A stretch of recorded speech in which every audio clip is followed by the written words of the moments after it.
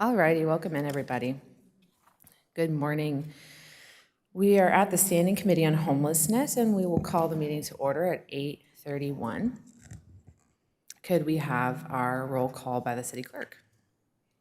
The record shall reflect that the mayor and deputy mayor as chair and vice chair are present. Thank you. And then please rise for the Pledge of Allegiance. Ready, begin. I pledge allegiance to the flag of the United States of America and to the republic for which it stands, one nation, under God, indivisible, with liberty and justice for all. Thank you. Now, to address the committee, to speak on an item on the agenda, please fill out a speaker slip with the number of the item which you wish to speak on and give it to the clerk staff. Speaker slips are available on the table just outside the city council chambers. For members of the public that are participating through Zoom, you may raise your hand to indicate you would like to speak by clicking the raise hand feature on your screen or pressing 9 on your phone. We will announce when to raise your hand to indicate you would like to make a comment on the specific item being discussed. Speakers will have 3 minutes to address the committee. And do we have anybody on Zoom right now?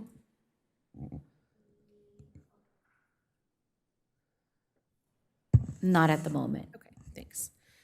All right, and with that, we'll move to the approval of the minutes. It's been a minute since we've been here. I don't think I have any changes. All right, well, the council takes a vote on this item, the committee takes a vote on this item procedurally, so I will register your vote as yay, and my vote is yay, and so the meeting minutes are approved. And the first item for discussion we have this morning is the implementation of City Council Resolution 2023-140. Any members of the public wish to speak on this item, they may indicate so by raising their hand on Zoom or pressing 9 or submitting a request to speak card. Sergeant Longfellow, I know you're with us today. You'll provide us the report, so come on up. Did we have any speakers? All right, come on up, thanks. Sure. Good morning. So as far as the report goes, I don't really have anything that's new as far as the implementation of the program. It's been enacted since it's been enacted since 1968, I think is what the mayor told us. So nothing for us has changed in reference to enforcement. It's just allowing us to start citing folks for illegal camping and sending that to the city attorney's office.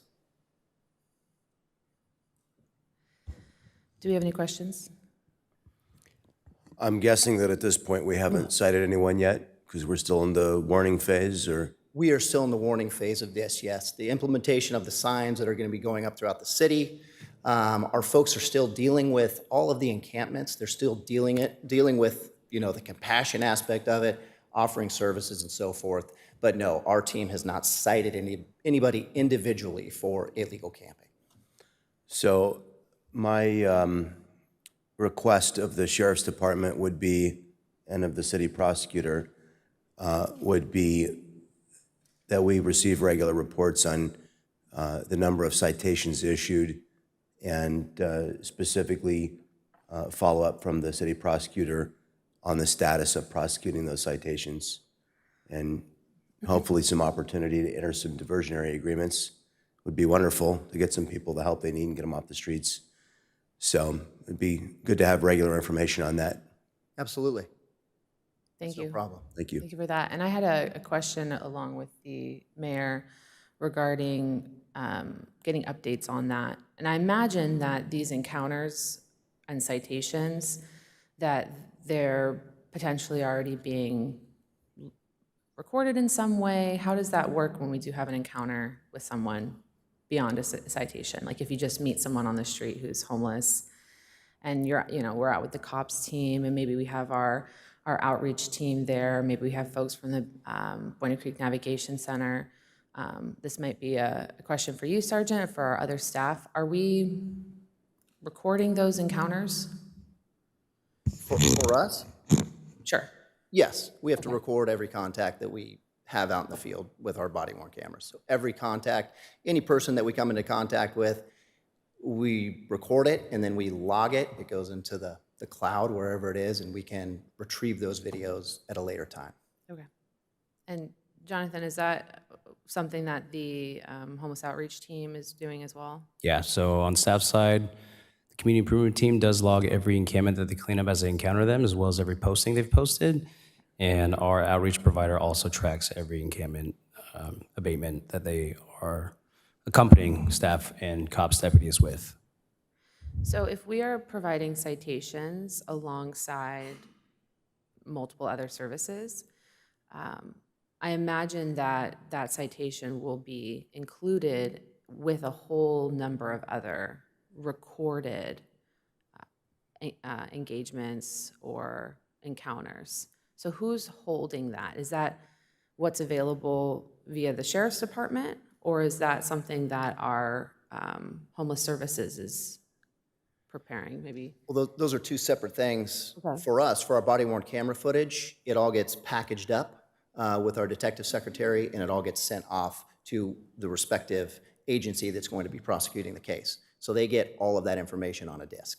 As Okay. far as what the city does, I'm not sure. Okay, so in your work, are you and the homeless services department, are they connecting on the encounters that are leading up to the citation? As far as the video footage, No, so I'm considering a scenario where there's someone on the street and the deputy may very well be aware that this person has had multiple encounters and attempts to provide shelter. But is there a scenario where the deputy doesn't know that they've been providing those services? of course. Okay, There very well may be, so we've got the jail in the city of Vista. Okay. So there may be somebody who is just released that they've never met before. okay, So they don't know, that would be like asking a question, hey, my name's Jim, I'm from New York. Do you know Jim in San Diego? No. sure. So, I know it's the goal of the mayor and mine for us as a municipality, if we're going to be doing the work of homeless services, to really know every person. And so if there's a situation where someone's received services, right? We've asked them a bunch of times if they want to go to the shelter. We've done motivational interviewing. We've really tried to resolve their conflict with the shelter option. And then they're not compliant, right? And they are continuing to violate our camping ordinance, in which case they are already subject to a citation. Do we know at what point, when are those pieces of information connected? So maybe this is for homeless services. Will you be working with our sheriff deputies prior to the citation being issued? And how does that look? Yeah, so I believe to answer the question, every instance of addressing any encampments that are obstructing the public right-of-way, those would be initiated by city staff, which are community improvement team, who will also coordinate with outreach. Any citations that are issued are after the fact if they're not compliant, and deputies are contacted after that initial contact. So it will always be led with services by city staff, and then sheriff's deputies would be called in after if somebody is not being compliant with the ordinance. Okay. So there shouldn't be an instance where a sheriff's deputy would issue a citation if it was not initiated by a cleanup effort and social services. And that's for an encampment. Correct. Okay. How is that different from someone who's like sleeping on a bench? To my knowledge, that would be enforced The same way. with the camping ban. Okay. I heard recently of a scenario where there was a woman sleeping on a bus bench, and it was late at night, and she encountered sheriff deputies, and they let her know, you can sleep here, but around 4 or 5, got to move along. Imagining myself, the train schedules, the bus schedules starting to pick up at that time, making sure that there's egress and ingress for the people going onto the bus, right? So clearing that area is important for those working people that are taking the bus, right? But in that scenario, I don't know if our deputies had encountered her before. how many instances of services that she received, right? Where was she unsuccessful? It's, for me, it's very helpful to know, why is the person unsuccessful to the point where the only alternative for them is a citation? Why don't they want to take the shelter, right? So maybe that's something at a future meeting we can discuss, being able to see how that data plays out in real time and get some scenarios. And, we have some really great scenarios that we hear from our Borno Creek Navigation Center, right? Scenarios of how people were encountered, the steps that brought them into the center, then their successful exit. I'm hearing we have some successful exits this week, so that's awesome. So I'm just a little unsure about how the encounters are tracked and what the procedure really is when it comes to these citations, because I would like to know also when people are being cited. And I also want to know why they're unsuccessful with the shelter options that we've provided them. So maybe we can work on that for a future discussion as to what kind of data we could have available. As there is obviously There are a number of reasons, and I don't mean to cut you off, but there are a number of reasons that folks don't want to accept services. Oh, yeah. One is they don't want to abide by the rules. Two, they're unfortunately addicted to some sort of substance. Three, they've got psychological issues, whatever it may be. But out of, I don't even know how many people my folks contact every week, a very, very, very small percentage actually say yes. Oh, I hear that. And So and there's a we could number of even have reasons. like a checkbox, right, option where we understand this is the reason, right? That there's a number of reasons, but everyone's an individual, right? And everybody does have their own reason. Sure. All right. I don't have any more questions. Do you have any more questions? So I think that's why it's so important for our outreach people to be there with the deputies, because I think maybe they're the ones that could better ascertain Oh, absolutely. these reasons.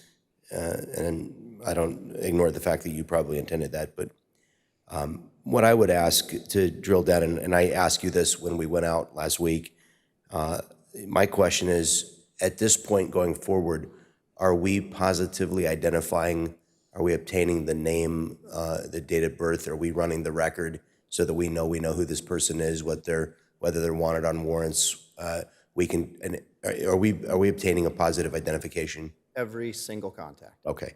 And are we issuing a notice, a warning of any kind that gets recorded in Sheriff's Department records that the person has been notified that their camping activities in violation of the law, and if they're found to be doing it again, that they'll be subject to citation?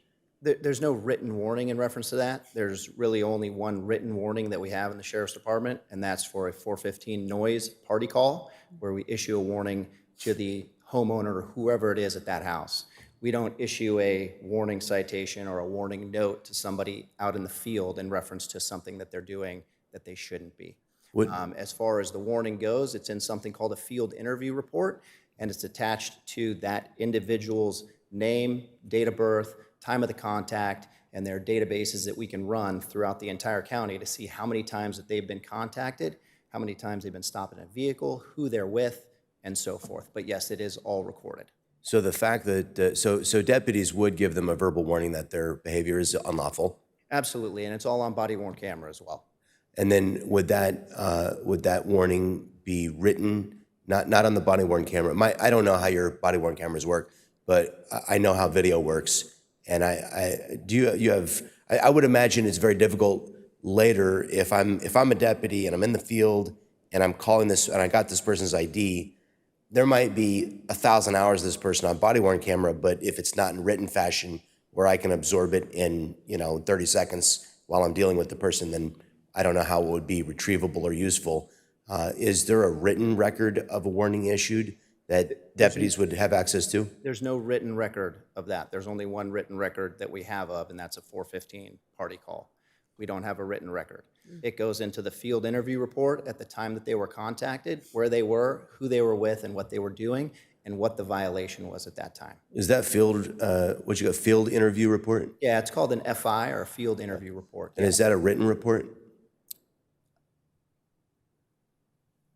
How would deputies make that report typically? Is that, It's put into our record management system. It's put into our report system. But It's you a don't- field interview. but is it spoken verbally into a video? No, Is no, we typed type it. Words in, We type it. okay, so it's written. It's recording Yes. using the It's not English a language. report. It's not a report. It's their name, date of birth, time of the contact, where they were contacted, and the violation that they were possibly doing at the time. Okay, so then we would have a written record written in the computer system that would identify the name of the individual and the fact that they were suspected of violating the camping ordinance every time, even if they weren't cited, you would still have a record that's written in language on your computer screen that would tell you, you would know how many times this person has been contacted by deputies, the dates contacted, and the ordinance is suspected of violation. Yeah, and it may not be an ordinance at the time. It may be suspected drug paraphernalia. It may be suspected gang activity. It may not specifically be illegal camping. Right. I'm trying to understand how our city prosecutor builds a case. We know that this is going to be difficult to prosecute. So I'm going to ask our city prosecutor, because we know this is tough, and we know we need to be able to build a paper trail when we go to court that demonstrates that. So are you able to receive the information? Have you been able to have a conversation with deputies to explain what you need, and you feel that you'll be able to get what you need from the sheriff's department? Yes, our common practice is to get the citation along with the body-worn camera, along with other photos, things like that, that help build a case for that particular citation. What we do is we cross-reference it with other encounters and other citations that the individual may have had in the past, and we bring it all together at court so we're able to show the judge the history with respect to illegal camping. So your body-worn camera footage is essentially archived, and it's recallable or retrievable by the name of the individual that was contacted? Not the name of the individual, but the time and date of the contact. And in reference to the reports, all of our deputies, the reports that they write, there's a background section of the report that talks about, for example, especially with illegal camping, trespassing, and so forth, you have to be able to show that you have warned these folks and they have knowledge that they're not allowed to be there. So our deputies in those reports write how many times they've been contacted with the individual incident numbers at the date and time of that original contact. So anytime the city attorney or the DA's office needs to bring those up, they can call that and get that information, and all of it is listed out and printed out for them. Okay. I think I mostly understand the answers to my questions. I'm still mystified by how the body-worn camera footage is recallable later if it's not tagged to somebody's name, but I'll take your word for it. That's not how we tag it. We tag it with date and time of the incident. We also have our computer automated dispatch system, which brings up our incident number. So I can look into my name on the date and time of the individual contact. So on last Thursday, for example, we were out at 8:30 in the morning. I tagged my body-worn camera yesterday. There's an incident number that's also associated with the date and time of the call for service that we were out there. So it's very easy to recall. That's phenomenal. I had no idea how that worked, and I had no idea it was so well organized. That's remarkable. Years in the making. I know it has been. I haven't had the reason or need to ask about it yet, so that's a major education for me. We talked a little bit about the need for our outreach people to be with the deputies. It sounds like also code enforcement has to be there. So what about somebody who's sleeping in the parks and the deputies receive a telephone call and they arrive and somebody's asleep, say at Wildwood Park, where in the past I've observed people who appear to be passed out in a drug coma. What would if you were personally there responding to it, is that something that you could initiate at least a warning for violation of the city's camping ordinance? You wouldn't need to wait for code enforcement, say on a Saturday at 4 o'clock to come and initiate that. You'd be able to initiate that yourself, right? No, and let me just, there was an initial question about, does code enforcement need to go out first and all this stuff? No, not with the municipal code. Municipal codes, we can go out and contact anybody that we want. Somebody riding their bike on the sidewalk is a violation of the municipal code. We don't need code enforcement to tell us, hey, they're riding their bike on the sidewalk. So the illegal camping ordinance, we can't enforce. So code enforcement doesn't need to go out and post first. We can go out and contact folks that we see that are illegally camping. Thank you. I heard some, I don't know if it was confusion on my part or anybody else's part, but I think that sets the record straight on that, and that's important. Those are all, thank you. Those are all the questions I have. I appreciate the questions about proper procedure for prosecution. And I want to make sure that our homeless outreach teams, now that we know that there's, an encounter is an incident number that's recorded date and time, right? That if there's a citation, that there's evidence, right? Then the type of evidence that's collected. And I would like to see, on those instances where there isn't an ability, right, so the weekend or what have you, for our homeless outreach team to join those contacts, is there a way for us to get that incident information from the sheriff's department for the purposes of being able to better articulate where we are unsuccessful when it comes to our shelter services? I think there's an important point to clarify. So I think between Sergeant Longfellow and myself, we described two different situations. One's for encampment cleaning, the other one's for actual citations for camping. So just as the sergeant mentioned, of course, the sheriff's deputies could enforce the municipal code at any time. But if it's initiated by an encampment cleanup effort, that would start with the city. So if the question is whether or not we can track the encampment cleanups or the citations, I guess the question should be whether you would like to see both or when they're actually initiated from the same contact. Okay.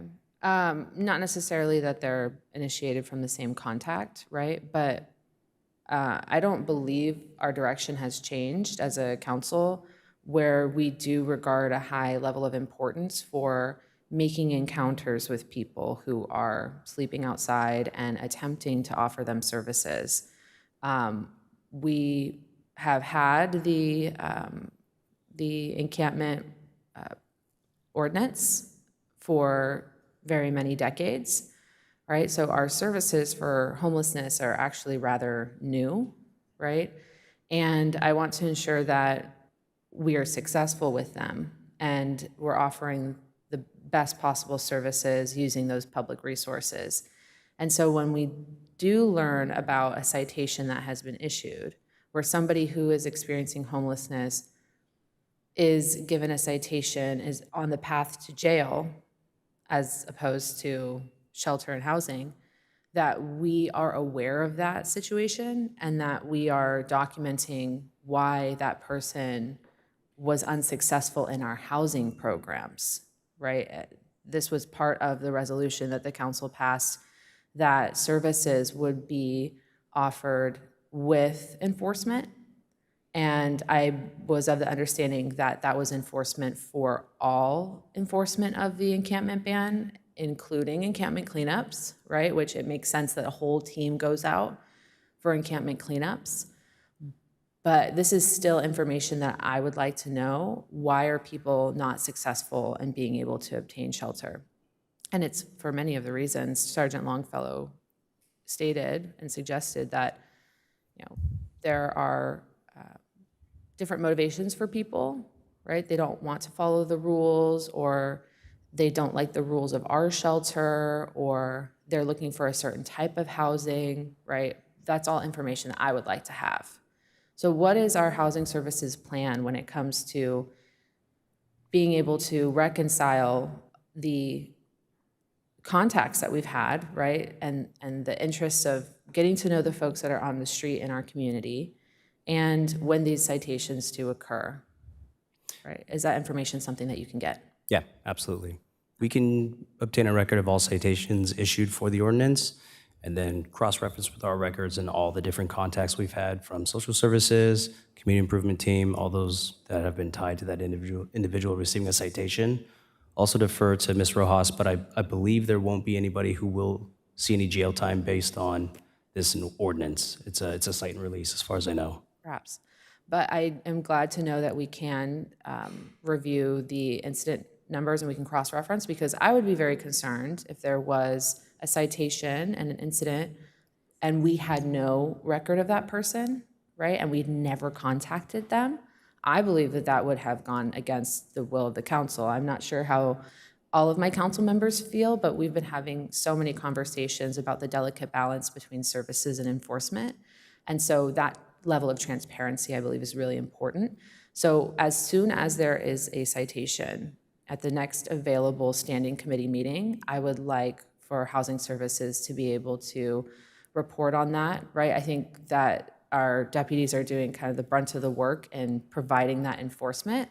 So it is more than sufficient for our Housing Services to be able to collect that information and then bring it back before us for our standing committee meetings and our general council meetings. And that way we can see, a little bit more about why someone was unsuccessful and how many levels of encounters that they've had to have in order to find a different resolution. So, It's not a problem. thank you. Okay, any other questions on this side? Yeah, here's my question. So in the past, when people were arrested, and I remember not so many decades ago, in the North County Times, there was a police blotter, and people who were arrested, there was a report of those arrests in the blotter, and it was public. This is I'm old enough to remember this. So if somebody is issued a citation under state law, is that a public record that members of the public are entitled to? Certain information is disclosable. It can be a public record, yes. Do you know which elements are disclosable? And if not, can you report back to us later? Sure, I can report back later, but for right now, I know the name and the location. Not the complainant's name would be, if there is a complainant, that would be redacted. The name of the accused and the location, you say you believe? I believe that is public record. And also the law or ordinance that's been violated would Yes, also be part of that? be. Okay. But I can research it more and have a more meaningful response for you. What I would ultimately like to have is, I would like to see the by name list. If I can't get it on the social services side of the house, if I have a lawful right to it on the criminal justice side of the house, then I'd like to see that. I'd still like to see us have, not for public review, but I'd still like to see us have and share with the sheriff's department a by name list so that we can all get to know. I mean, we have 170 people. This is an insanely small, it's a smaller number of people than the number of people that work in this building. So, I mean, it's possible to know every one of these individuals. And, when Jim comes from Chicago and it's his first day here, we're not going to know him. But, on the 5th month he's here, we probably have an idea who Jim is, at least half of the people that are working with him, whether it's our outreach workers or some of the deputies. Then the question is, how can we share that information so that everybody else in the code enforcement, the outreach, at our shelter, in the sheriff's department, we have a lot of different teams encountering people. Are we doing an adequate job of sharing this information? And also, to the deputy mayor's question, are we doing an adequate job of sharing this information with policymakers? Because we're the ones that are expending $16 million of public funds, and we're the ones that are devising the ordinances. We're the ones that are creating the overarching policy. We need to have access to this granular information in order to make better policies, not so that we can put it on our Instagram web pages or, somehow violate somebody's right to privacy. Everything that I seek to do would be in compliance with the state laws regarding people's privacy. But it is imperative that we have, as the deputy mayor said, we need to know why. And I think we have a good idea generally. We've asked our outreach workers why. I've certainly visited with enough people in the encampments and heard their reasons. And I've tried. When somebody said that there were no microwaves in the unit, I called Pete. And Pete said, and I knew there were microwaves. I didn't know if they were working or not. Pete said, there are microwaves in every unit. The stoves, because they're gas, have been turned off. I put a request in to find out whether or not if we replaced them with electric stoves, that would solve the problem, or if it would still be equally hazardous. And still equally hazardous. I got my answer. Okay. So no stoves. They're not going to have a stove, but they have a microwave. I mean, look, I don't know if the reasons are valid or not, but they're certainly the ones that you're hearing, and I want to make sure that you have information, and I want to dispel any, non-factual information. That way, we're all on the same page. I think that's super helpful. I made a recommendation to Mr. Conley that we establish some kind of an intake facility with a question of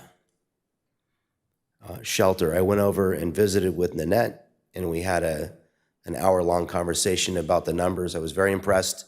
She's done a great job keeping track of all the data over at Buena Creek Nav Center. And so I wanted to understand how often we had been at full capacity, and from March 8th forward for the 163 days of data that we had 5 days where we had been at full capacity. So for all the days other than 5, there had been capacity. That doesn't mean that when deputies referred somebody that they were admitted. We've got a lot of people involved in this process. And I understand that you have people coming in. We have exoduses involved with it. I don't see them here today. So I was having this bad idea that I shared with Mr. Conley, and I'm going to share it with the deputy mayor now. But I think maybe we should have an intake facility that is primarily accessible to the deputies by their referral, that is not open to walk up. No person can come and ask for services. I would keep the location a secret. And the idea would be that while we are conducting encampment clearing operations, that we would have a place where people can go. Maybe it's not the navigation center, but maybe it's a small facility. I'm thinking 7 to 10 beds. Maybe it's 12, I don't know. This might be a bad idea. I'm just thinking out loud here. But a place where we have food, a shower, maybe a laundry facility, maybe they're temporary facilities. Because I think the council would like to, and I think deputies would feel better about, if we're moving somebody out of an encampment, do we really know that we have a place they can go right now? So I'm not thinking about, the NAV Center is very focused on getting people into permanent supportive housing or having a successful housing outcome. My thought is, what if we had a place where we're going, we really want you to go to the shelter, but since Sheriff Martinez has made clear that she's not going to jail people, quote, merely for living on the streets, and we know that under the existing policy, our ordinance, even though I'm not sure it's in compliance with 853.6 of the Penal Code, we've been told jail is basically not going to be on the table for our ordinance. So what is on the table? Do we have another option? I genuinely think, I didn't believe the Ninth Circuit Court of Appeals decision in Martin v. Boise or Grants Pass was right. The Constitution does not give you a right to either be afforded a place to sleep or have the right to sleep on the public property. So I think the Supreme Court acted correctly in recognizing that the Constitution affords no such right or privilege to any citizen. However, I think we also think that it's the morally right thing to do, that if people want a place to go to get in out of the outdoors and they want to get clean and fed and, that we want to be able to accommodate that. What I don't want to do is I don't want to offer that as a walk-up service. I don't want to advertise it, but I want to know that if our deputies are out there clearing people out of an encampment, would it make them feel better to know that you've got a place to go that you have maybe a little bit more command and control over and awareness of availability of beds, and you go, look, I've got a place for you to go. I know I've got a place for you to go. I know I can personally put you into one of those beds. If you want to go, we can go right now. Clean bed. We got food. We got a shower. And we've got an outreach worker there who's going to monitor, but whose job it is to try to get you, to try and sell you on getting into the NAV Center and getting into we're at 43 and a half days is our average stay for our Vista residents at the NAV Center. So my thought is that this intake center would be a very short, maybe it's a maximum I don't know, maybe it's 3 days, maybe it's 5 days, maybe it's 7. But the idea would be it's a landing place for people displaced by deputies and with limited access maybe to our civilian outreach team.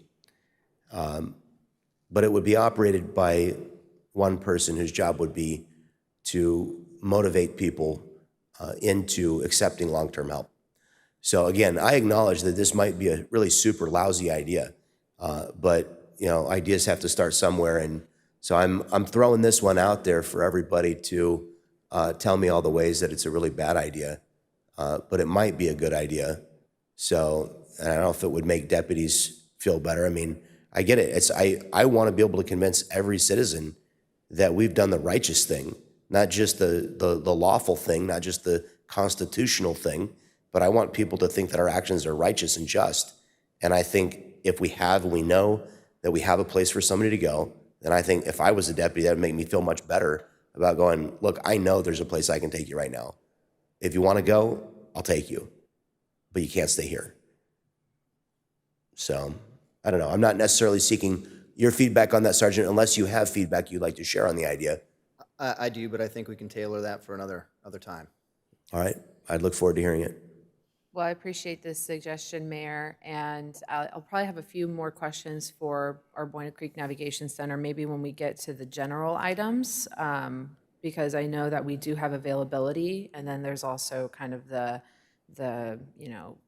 triaging and intaking process, and I'm curious about any wait lists that we do have. I know that at one point we have had wait lists, so I'm not sure how that folds in, so I'll have questions about that. I think on this item, I don't have any more questions.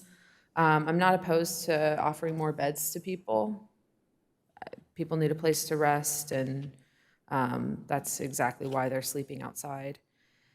So if there are no further questions, thank you for all of your comments and your updates. Thank you. Yes, we'll move to welcome. the next Thank you for having us. item. Absolutely. We're going to move to item D2 for our Vista Housing Innovation Pilot Program. If any members of the public wish to speak, go ahead and raise your hand on Zoom or press 9.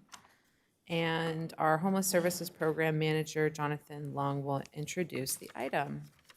Thank you, Deputy Mayor. Mayor, good morning.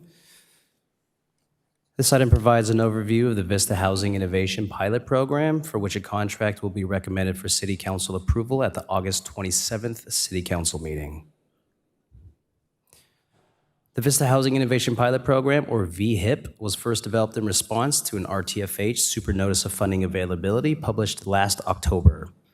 City of Vista proposed a program that would contract with nonprofit townspeople to provide a shared housing program in support of the home share strategy of the strategic plan. Earlier this year in January, RTFH proposed a collaborative application between the cities of Vista and La Mesa and townspeople, as all three proposers had submitted similar programs individually, and all three agreed to the collaborative application. Vista received its letter of award of $336,809 on May 7th, 2024. The VHIP will utilize proven strategies, including housing first principles, shared housing, and master leasing, to utilize existing market rate housing to improve affordability for Vista residents experiencing homelessness. Outcomes will be achieved through effective coordination of outreach, property owner engagement, housing navigation and placement, as well as post-move-in housing stabilization services. VHIP services will be contracted for and performed by townspeople, who will administer an online platform to match potential housemates and rental housing. Program participants will be matched based on their own preferences and will have access to housing navigators, emergency housing coordinators, housing location and leasing specialists, and other staff before entering permanent housing. Participants will develop a housing plan, and once permanently housed, will have access to housing stability specialists who will provide or facilitate connection to services identified by the participant as critical to their housing success. Townspeople will also work with existing property owners in Vista through landlord engagement programs to develop a stock of available multi-bedroom units to be utilized with the VHIP. Once participants are successfully placed into permanent housing, stability case managers will continue to care for the participant for 12 months after placement. Next, I'd like to invite Melissa Peterman, Executive Director of Townspeople, to share some background on their work and how this program will be administered in Vista.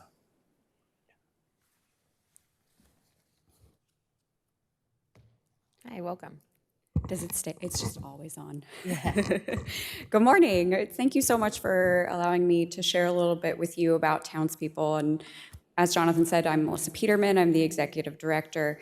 And but before I begin, I just want to say you all have a great team with Jonathan and Daniel. I have worked with a lot of municipalities in my career, and there aren't as many people as enthusiastic and passionate as who you have before you, so you're very lucky, as am I, to get to work with you both.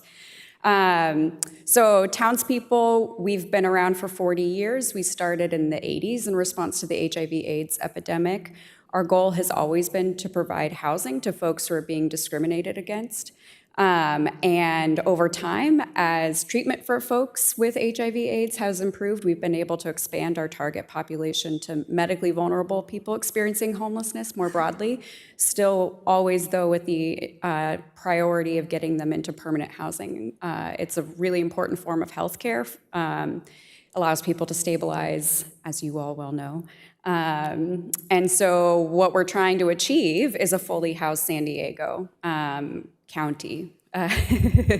We operate throughout the region, and we are always interested, again, as in getting people into permanent housing, and we've recently ventured into the shared housing realm. But overall, we focus on affordable housing. We own and operate a portfolio of units, most of which are supportive housing.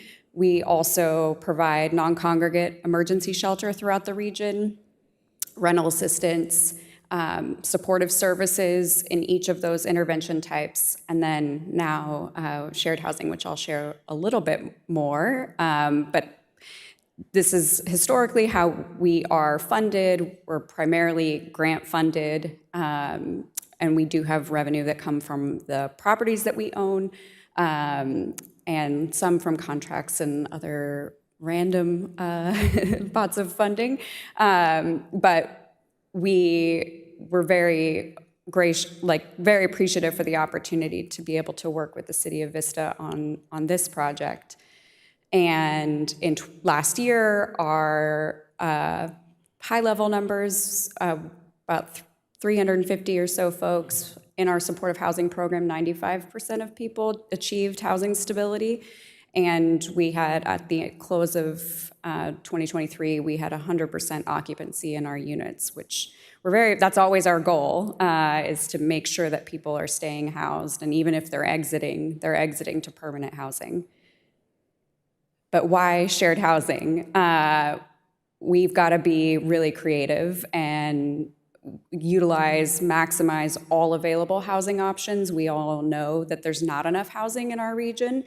What we do have more than we tend to focus on, though, is multi-bedroom units. Most of San Diego County rental housing stock is multi-bedroom, but historically we focus on getting folks into studios and one-bedrooms, which are like a very small portion of what's available. And so it kind of makes sense as to why people stay unhoused if we're only focusing on getting them into that type of housing. But what if we paired people up like the rest of us do and share housing costs in order to make housing more affordable, but also to build community and support? And so that's what we've been focused on for the last 2 years, is trying to build community will and understanding and buy-in on the idea of shared housing and as an option for people experiencing homelessness to end their homelessness. And the model, as Jonathan pointed to, is for everyone to have their own private room with their own lease, where people who are interested in shared housing, no matter where they are in San Diego County, can look for a housemate. We want property owners to be able to easily fill vacancies through the system. And we definitely always want to make sure that the participants have a choice. They get to choose who they live with, they get to choose where they live. And so long as we're following those 4 things, we're feeling pretty good about what we're doing. Some of the key components of the system, we're doing consistent training and capacity building amongst providers. We maintain a by name list of everyone who's expressed interest and who has said no to shared housing. We are utilizing an online portal for housemate matching, so kind of imagine like a Match.com, but for housemates amongst people experiencing homelessness. It's a system designed for them, not for providers. We're here to facilitate their usage of the system, but we want them to feel empowered to end their homelessness in the way that they envision. And so having that choice and the ability to sort of navigate and see people who you might be compatible with, begin conversations is really important in this process. We also have a flex fund where we're able to provide benefits to property owners if that's something that we think will get them over the hurdle of agreeing to participate in the system. And then also, as Jonathan said, we have staff who provide stabilization supports once folks enter shared housing. This is just a little peek of what the portal looks like. It's a web-based platform available on all devices. And Townspeople is a small organization, which means we are very nimble and we can make changes as quickly as we receive feedback. And so the portal has gone through some iterations already in the few months that it's been online. And we're really excited about that because as people use it, then we are able to just quickly update it to make it more user-friendly.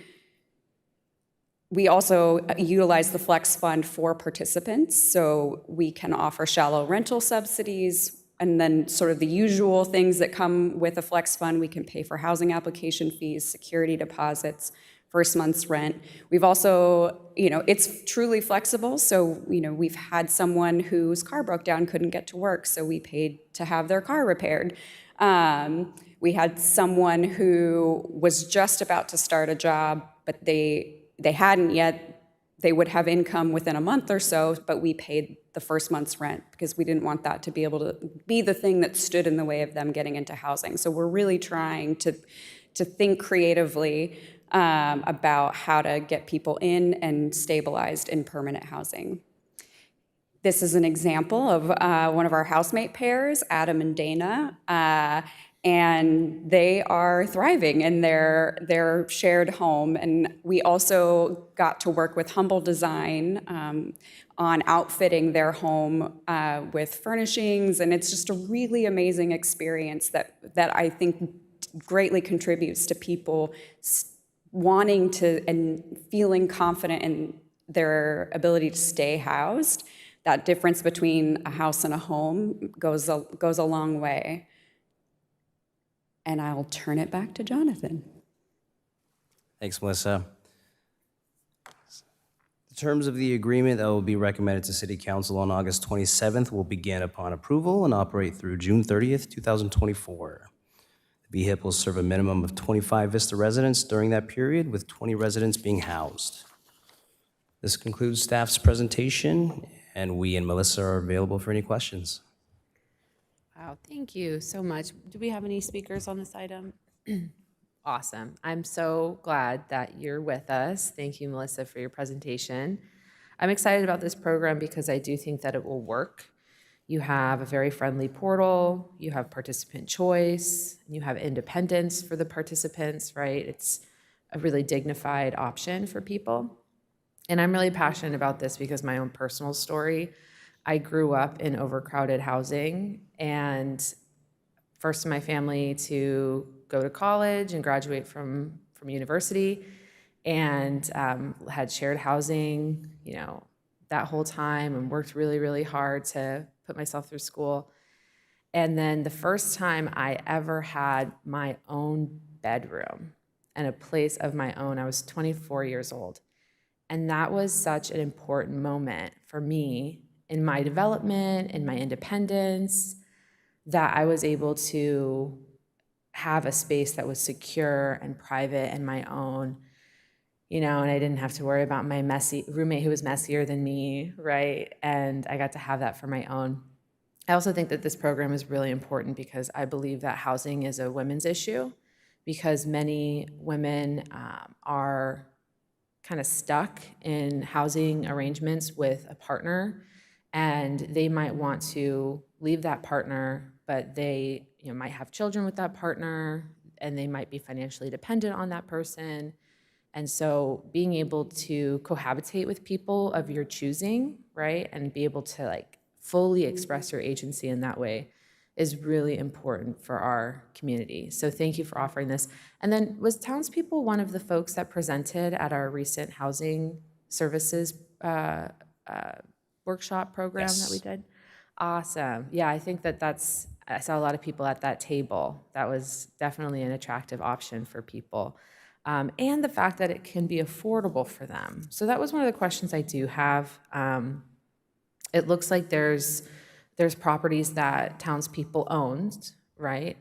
And that you are receiving rental income from those folks.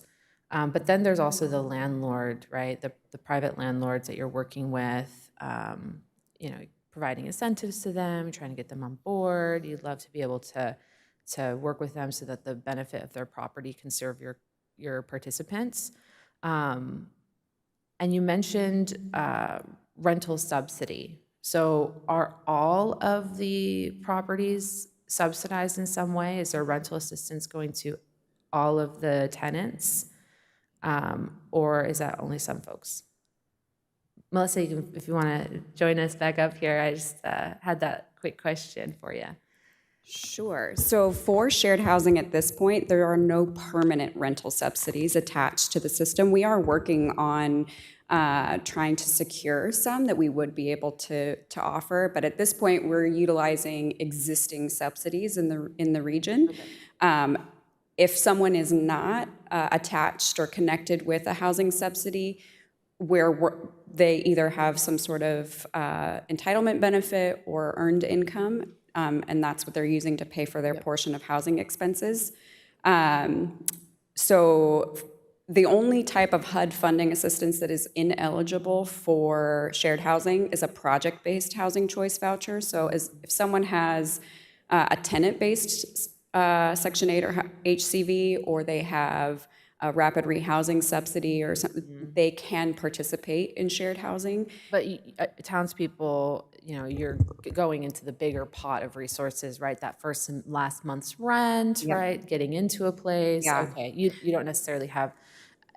Is that a barrier? Do you feel like we need more kind of that initial rental assistance to get into a place? Yeah, I think it probably goes without saying in this room that we all know that Section 8 is an underfunded a resource, and so having more rental assistance and upfront subsidy for folks And that's would be Section 8 's incredibly long-term. beneficial. Okay. Yeah. And that's good to know. My only concern is when we're providing subsidy to private landlords, there's really no limit on how much profit that landlord can make. And so there's no limit on the public funds that can go to that landlord, right? So that's my only conflict and sticking point that I have with rental subsidies. But I do think that the rapid rehousing, right, if we're able to find the unit where the landlord wants to work with the person, and we have, the first month's rent to get that person in there, because it's hard to save up for a deposit sometimes. Absolutely.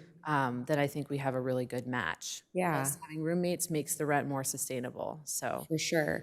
And we don't lead with the incentive benefits when we're engaging with property owners for that exact reason, because there are a lot of folks for whom that doesn't make a difference. They are interested in being part of the solution to an issue in their community. They are still, we don't want anyone to lose money on by renting out their units to our folks. But if we feel like it would make the difference in them saying yes, then we can offer to buy renter's insurance for the folks that we house, rather than paying a signing bonus or something. So we're trying that's to a good solution. Yeah, I appreciate that. think about ways that we can incentivize property owners that also makes good use of public dollars. Yeah, I appreciate that. And just to support your point, for example, HUD, there's these misconceptions that HUD recipients cause a great amount of damage to the properties, and I know that that is not true, right? This is a misconception that people have. It's not necessarily the truth. So No more than non-HUD funded. Right, Most folks are non-HUD funded. accidents happen. So. Okay, well, thank you. And Mayor, do you have questions, response to this? Yeah, I do. What was the total amount that we were proposing spending on this program? It's approximately 340,000. Okay. And so we master lease, and basically, what I'm hearing is mostly without subsidy. Maybe there's a down payment or renter's insurance, something like that. But so our costs are primarily staff costs.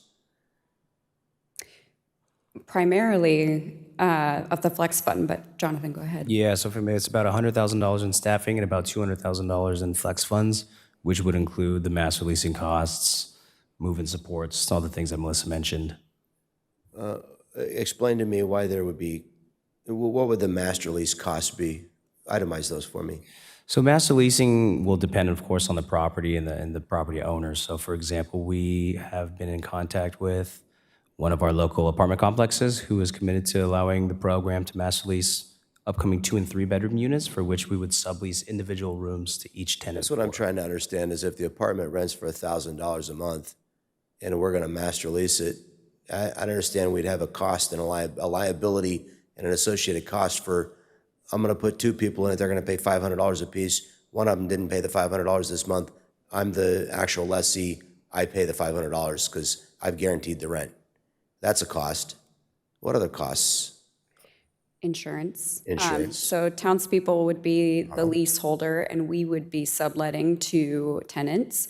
So we townspeople are taking on the liability from an property insurance standpoint. sense. And from a rental guarantee rent payment standpoint. So that's in part what the flex fund is necessary for, is to ensure that we have sufficient funding to cover a missed rent payment if that should happen. Or if we need to fill, if a housemate situation doesn't work out and we relocate a housemate, we cover that bedroom's rent for a month while we look for a new housemate. You pay for people's moving expenses? We can. So I'd like to see, I don't know, have we already received an itemized list of expenditures? There is one prepared. It is with the agenda report for Tuesday's meeting, but we can send one out today, this morning, for your review. If it's with the agenda report, that's fine. I just want to know where to find it.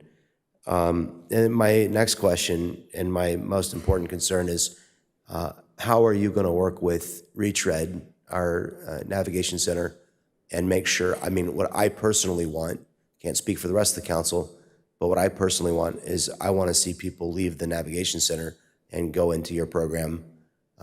What I don't want is I don't want people who are definitionally homeless or who are housing insecure to have access before people who are living outside. Absolutely. I want to get people off the streets, and I want to attend to the needs of those who are the most vulnerable before we attend to, like, the emergency room doesn't treat people with a compound fracture of the leg before, they treat that person before the person who has the flu. Right. I'm concerned in a large sense that the homelessness industrial complex is focused on treating the flu symptoms and ignoring the compound fractures.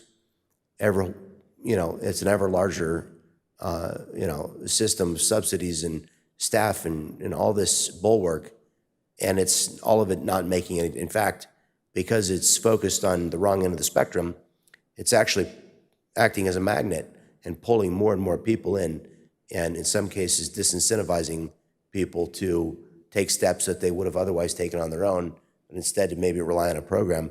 Whereas if you start with the other end of the spectrum, the people who are the most vulnerable, nobody's gonna work to get to that place so they can get what we're offering, right? So, I think it's important. So I'd like to hear from you, and I'd like to hear from our folks at Retread, what conversations you've had, if you've had any conversations yet, or if not, when you're going to have them, Yeah. about how you're going to partner with them to get, and I also want to make sure, I want to see that this is as much as is legally allowable under the law, in compliance with the law, for everybody who always wants to give me a bunch of nonsense. To the extent legally allowable, I would like this to benefit Vista residents instead of people. I had somebody text me, they're downtown San Diego, and they wanted to know if they could get help from our programs. And I said, let us attempt to assist to connect you with the programs in your area before you come and utilize the resources in our area. Our resources are good, but we're not trying to offer them to the entire county. We're trying to help our city first. So, okay, that's a lot. What do you say to all that? I say to the question about prioritization, the first eligibility criterion for participating in the shared housing system is that you must be experiencing homelessness. So we're not prioritizing folks who are already housed and housing insecure unless they have a spare bedroom and they're open to renting to someone experiencing homelessness. So we're really trying to not say no to anyone, but also, as you stated, like prioritize people most in need, and that aligns with townspeople's mission. Question for you. Yeah. You said homelessness. Do people experiencing definitionally chronic homelessness? And do you understand what chronic homelessness is? Yes. Okay, so what is the definition? They've been for more than 12 months without shelter, or they've had more than, 3 or 4 episodes? More than 3 episodes of habitating in a place not meant for human habitation. Did I get it right? Yes, I believe so.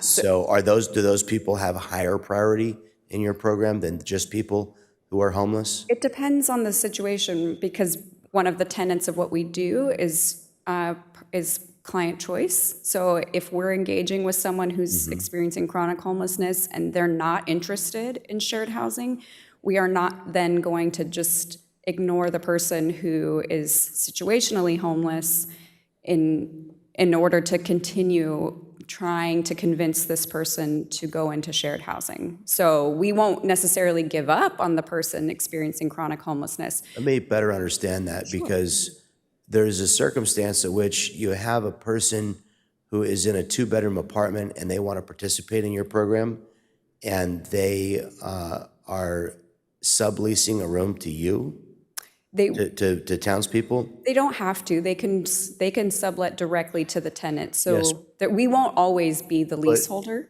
But I'm just trying to understand. So one way that you could provide units would be to master lease a vacant unit from a corporate owner. Correct. Right? And I think what I'm understanding you to say is that another way that you would also intend to provide units would be to sublease, or to either to master sublease or to arrange a sublease with one of your clients with a private party who has a room for rent. Correct. Is that what I mean, if you had to just throw a dart and try and hit the wall somewhere, where would you guess? Would half of the money be spent? Would half of the units be vacant corporate units, and the other half would be, My guess is for this contract, for the term of this program, it would be 99% vacant corporate vacant units? to corporate. And Okay. I think we'd be lucky to get one. That's what I thought, and that makes the point I'm trying to make, which is the unit is vacant. It's your choice who you put in the first bed, and therefore, if the occupant of the first bedroom is somebody who is coming out of chronic homelessness, then I would think they would be less likely to say, I don't want to live with somebody who's recovering from chronic homelessness, right? Whereas, I could totally understand if it was somebody's, I want to, if you want to help me lease out my spare bedroom, that I get. Or if you have somebody that, we couldn't find the people who had the compound fracture, so we just had to start filling units with the situationally homeless, and they said, well, I don't want somebody who's chronically homeless to live with me. I get that, but what I'm asking is, you have a vacant unit. You get to decide who goes in the first unit. We get to decide Right. because we're talking about housemates. So people have to agree to live together in So, order for okay, it to be so- successful. So you wouldn't put somebody in apartment 1 and then try to match them with somebody in apartment 2. You would only put people in the unit after having made a successful match. Is that what? Because I didn't understand that. Not necessarily. No, we have. So how many there- times would you put somebody into a unit as the first occupant and wait to seek a roommate for that person? How many times do you think, would that be more often than not or less often than not? Probably less often than not. Okay. But we have done that.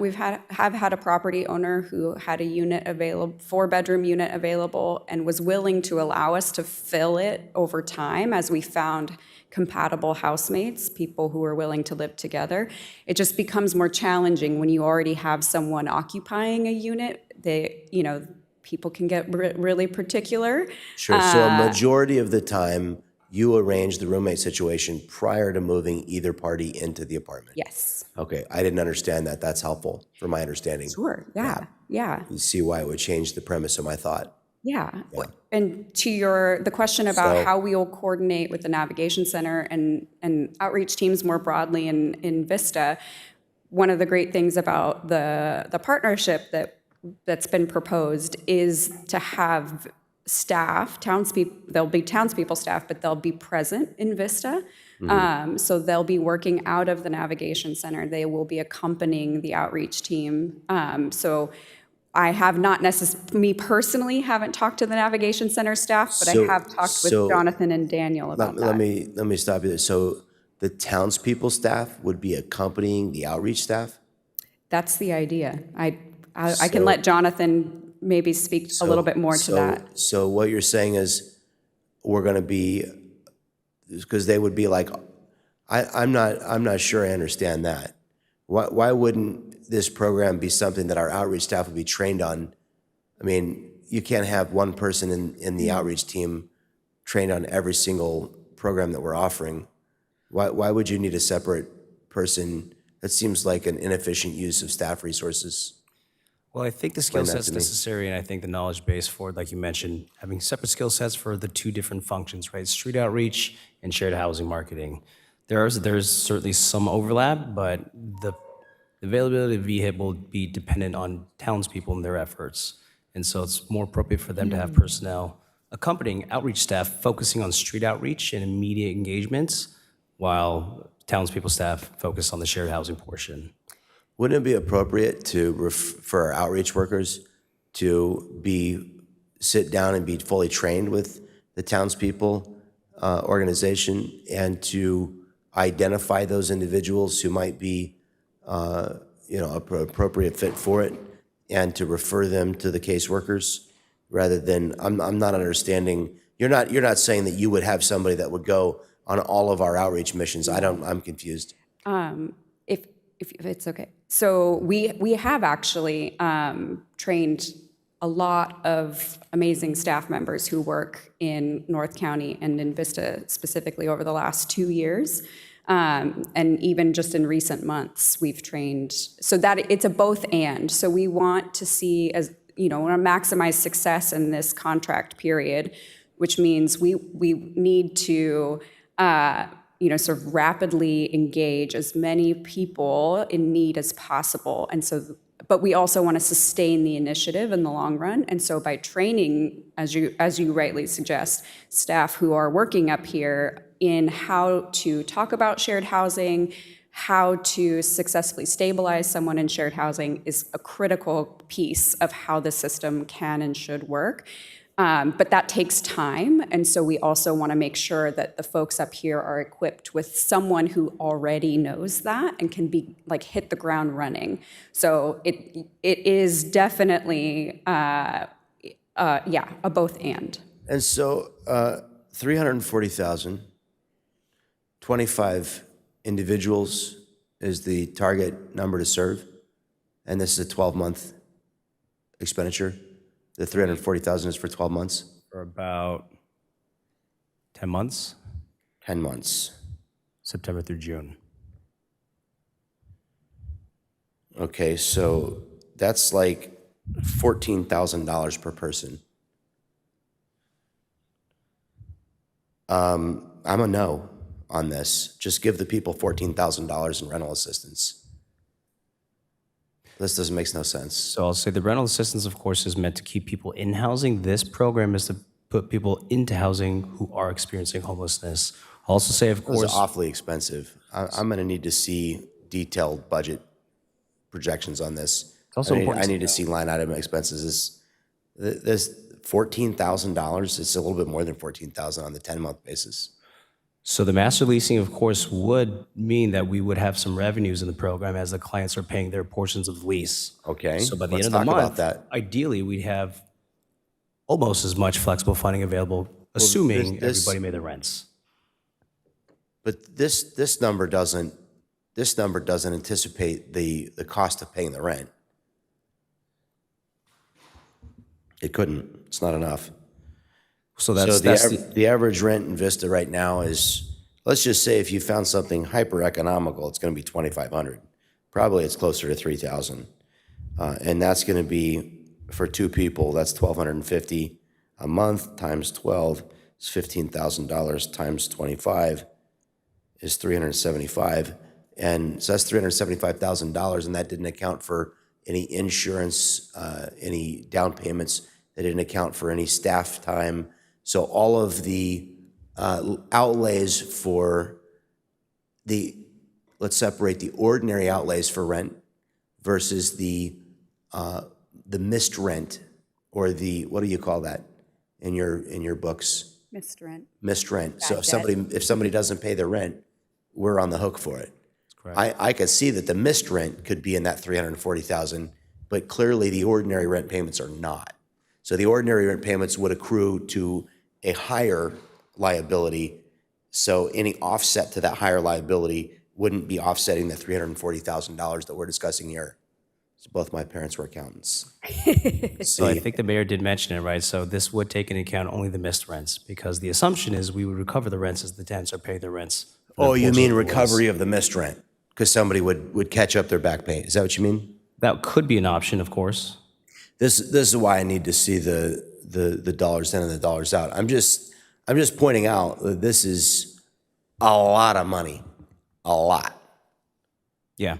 Again, I mean, the $340,000 isn't expected to be fully expended by the end of the contract term. So what is the success rate that you've had matching people up? I love the idea of matching people up.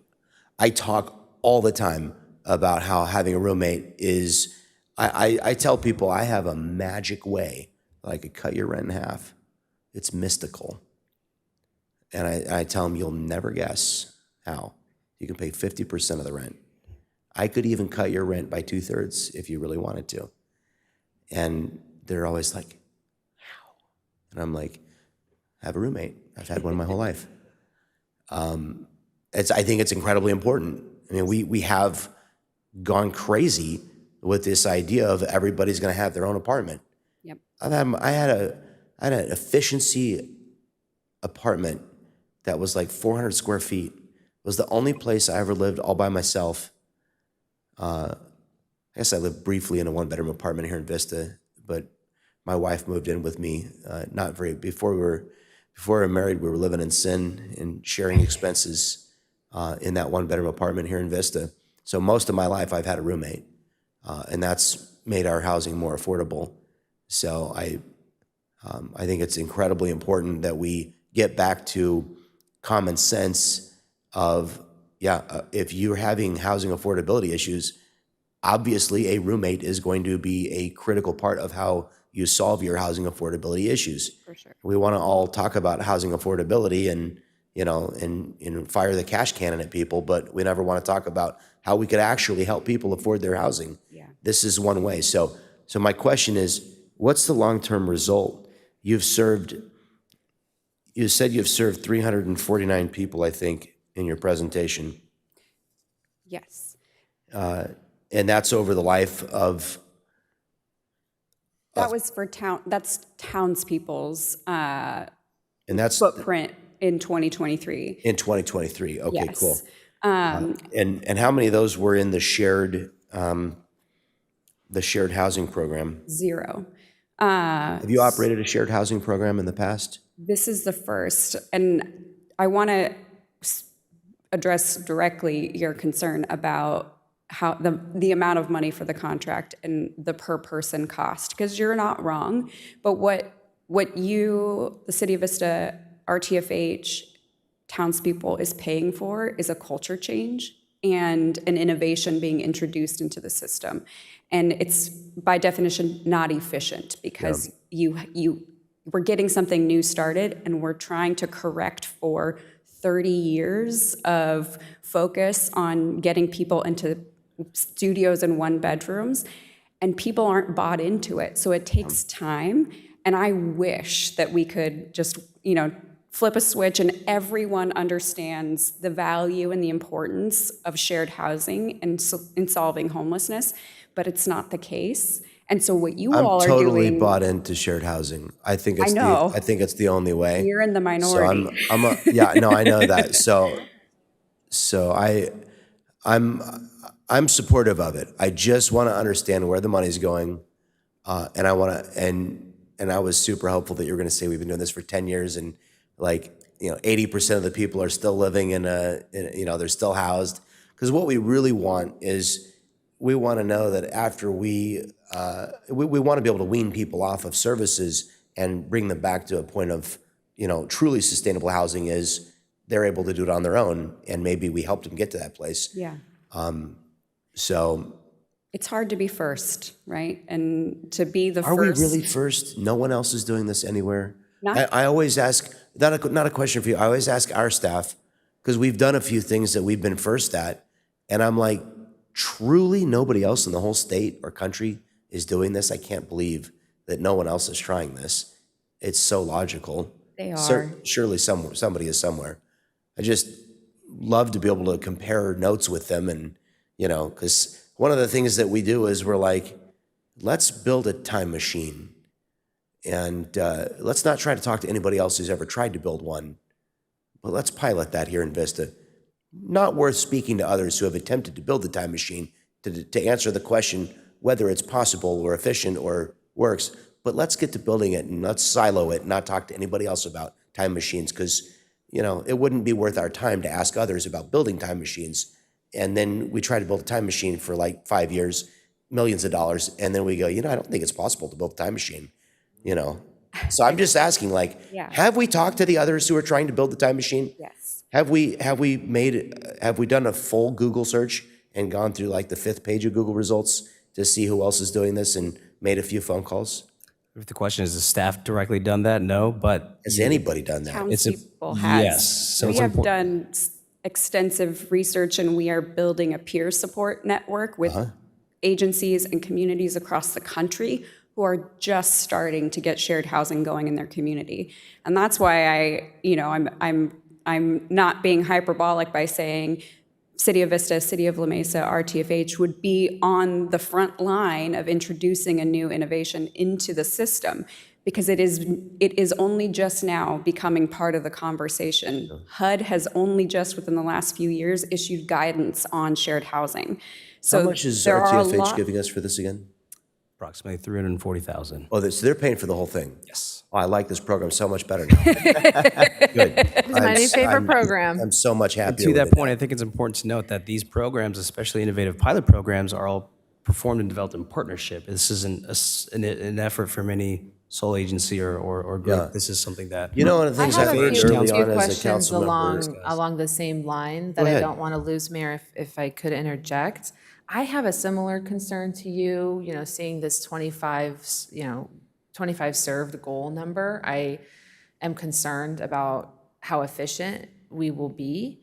And I want to know, does your portal allow for interested participants to participate in this without any specific costs to that client, right? Because are we potentially serving more people than the 25? That's the hope.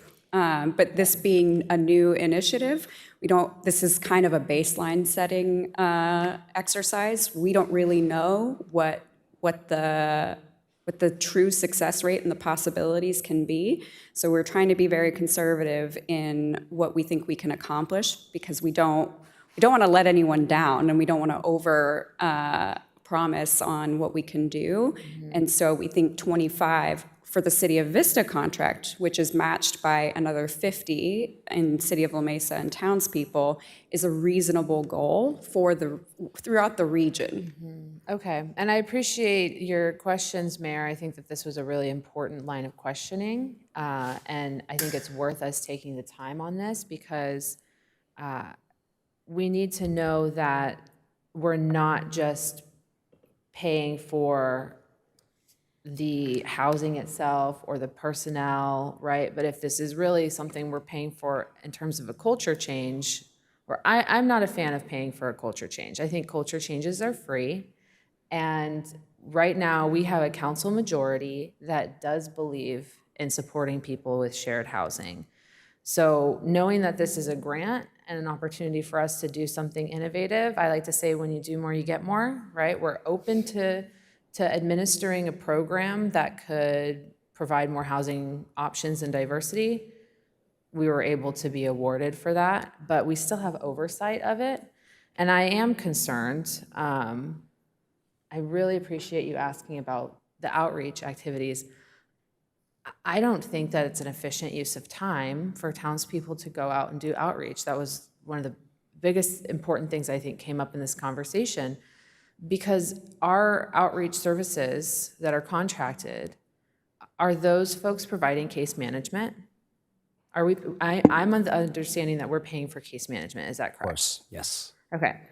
Case managers that we're contracting should be fully prepared to walk their clients through all of the services that we offer. And any time spent in the field by townspeople is time that we're paying for that could be used for direct housing services, right? So I really want to cut any of the, administrative costs of this, because it is a grant, right? And like, even though it's not our money, I still want to make sure that we're as tight as we possibly can be, because we are now taking care of these funds. And is there any solution, right, as an alternative to townspeople going out during outreach with our homeless services team? Is Yes. there any alternative? Could we do trainings instead? So there will be training no matter what. Okay, Something great. that Melissa and I talked about, of course, is that the outreach that's going to be performed by townspeople in conjunction with existing outreach will be a function served by housing stabilization case manager, so they can serve multiple functions. As Melissa mentioned, there will be some education that needs to take place before other outreach workers are fully educated and able to take on, I think, all of what townspeople will do in the beginning. It's also important, I think, it's a good opportunity if townspeople are with the other outreach workers when they make first contact, they can take on that case from the very first contact and just continue through housing stabilization after 12 months, rather than having a handoff from a different outreach provider program from one to the other. But yes, so ideally, of course, eventually, all of our outreach workers in every program will be aware of every program in the So it strategic takes a plan. year to be, it sounds like it takes a year to be onboarded for the outreach worker to like really be able to articulate what the townspeople program is. And I don't want people to just say, here's a website, go to the website, figure out who your next roommate's gonna be, right? I would like to have a little bit more warm. It's so much more than that. Yeah, exactly right. Yeah. Which is why townspeople, Okay. I think it's important for them to go out in the initial periods. And of course, the two programs familiarize with each other over time. And I think there'll be more ability for our contracted outreach provider to take on more of that role. I'm still not sure if that's necessary.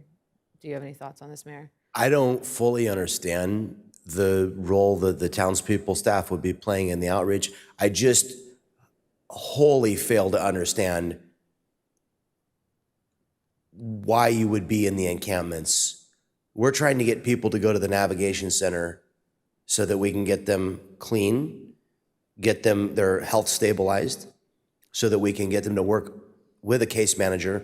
I mean, I've got this guy, Mark, right now. He's a homeless veteran, 71. They had a VASH unit for him. They held it open for 30 days, but because we couldn't find him, or he wouldn't say yes to go to it, he's still homeless. So the problem is you can't case manage people when they're on the street. You need them in the shelter to case manage them so that they're there and you have access to them. And if they can't demonstrate for 30 days their ability to live communally with others and do a few small things asked of them in that communal environment of the shelter, they have zero chance of success in a shared housing environment. Not going to happen. Absolutely not going to happen. 100% failure rate. I mean, if you can't go live in the shelter for 30 days, but you're going to go directly from the encampment to being in that's not going to work. That's not going to happen. I will respectfully disagree. There's a big difference between having 200 roommates and 2 roommates. You and haven't living been. in You have not been to our navigation center, and I would ask you to go today and tour it because you don't understand what our navigation center is. We have a non-congregate navigation center, and it's 2 to a bedroom. We don't have 200 people in one open room. Yes, I am just drawing the comparison between what living in a shelter environment is like versus living in your own private space where you might share with another person or 2 other people. You asked about examples from other communities. Who else is doing this? Los Angeles is doing that. And they are clearing encampments and moving folks directly into shared housing with a lot of success. They did 800 people cleared from encampments in Los Angeles. And I think we all know the gravity of the situation in Los Angeles. San Diego's incomparable to LA. They're on another level. And they're seeing a lot of success. You can case manage people from the street. It is how a lot of folks wind up getting into permanent housing, particularly folks who are experiencing chronic homelessness. If folks can think back to Project 25 from the 2000s, that was the whole purpose of that project, was to go and engage directly with people, the highest utilizers of emergency and public services who had been on the streets the longest, to engage with them right where they were, on whatever corner they were living on, and to talk to them about the importance and the value of and the improvements to their lives to move into permanent housing. So it is possible, and other communities are starting to do it. And I think we can do it here too. Okay, I appreciate these discussions and this argument, especially around chronic homelessness and the importance of offering permanent housing to people who are already rejecting our navigation center. But I still believe that our case managers that we're contracting with need to be, as soon as possible, immediately equipped so that all resources available to townspeople actually goes to housing services. This is where I have conflict with our services industries, right? I come from a background of providing direct services, and those roles are very important as a liaison to these funds, but we lose funds in the administration of them. And so anywhere where we can expedite the training for our case managers that we already have a contract with, so that they can be prepared to offer this when they're going into the encampments. We're all working together, right? We're all one Vista family, and these services are available for everybody, and I want everybody to be briefed on them, and for us to not have to take valuable resources that could be going directly to housing, because we also have to look at the cost of our outreach contracts. And if our outreach service providers are not able to provide those services and include new services with their outreach and be onboarded in a manner that is faster than what it sounds like what was described as within 1 year, that's not satisfactory to me. I want to check in with Hannah about the partnership with the Navigation Center. If you'd like to come up and speak to that. I know the mayor had questions for you earlier. Thank you for filling out a card. Thank you. I appreciate the opportunity to speak. First, I want to say that HomeShare provides a lease for each individual, and that is something that is really wonderful and helps us match people through CES and Clarity with housing. And so that is a really incredible benefit of HomeShare. And I will also say that I know someone personally that has created a network of HomeShare homes for homeless youth in Colorado, and it has gone very well, but this is not a brand new model. This is something that works, but is not brand new. I wanted to address a few things. First, HomeShare mentioned working out of the navigation center. While we would welcome and love visits from HomeShare on a weekly, bi-monthly, or monthly basis to help our residents match with HomeShare, we are also working out of one multi-purpose room, and so I'm not clear, but I want to clarify that there is not office space available at the Navigation Center for another organization. Let's get that cleared up right away, Mr. Conley. Do you know what the services, where they'll be provided from townspeople? Are they being provided out of the Navigation Center? I'm going to have to direct that to Mr. Long. No. Okay. So maybe there's an opportunity for from townspeople to come by and assist with the matching. And that would be incredible. We have a maybe 20 Chromebooks, and we would love to put those to good use, matching people. I'd also be interested to know if organic matches are an opportunity that we could take advantage of. We have this navigation center. Sometimes people are rooming well together, sort of like if you were on Match.com, but you met someone in a coffee shop. Would you have an opportunity to match and join the HomeShare program without the interface? And we have, not to interrupt your train of thought, but we also have our GFS program, our safe parking. And I wonder if there wouldn't be a number of people that are meeting each other in the safe parking lot that might go, hey, they'll help us get an apartment. We have, Nanette, what do we have, 37 Vista people right now? Or no, there's something like that. We must not have 37 because we don't have 37 beds, but we have 35. We have 35 people in our Vista beds right now. I just wonder, like, if you go back to the shelter and like, hey, how many of you would like to buddy up? And you've been sharing a room with this guy for the last couple of weeks. How about we get you guys an apartment? I just wonder how many people would go, yeah, that sounds great. Awesome. Yeah, organic matches or something. Lined up. We Okay. would love to help. I just feel like it's a shame because the money, Mayor,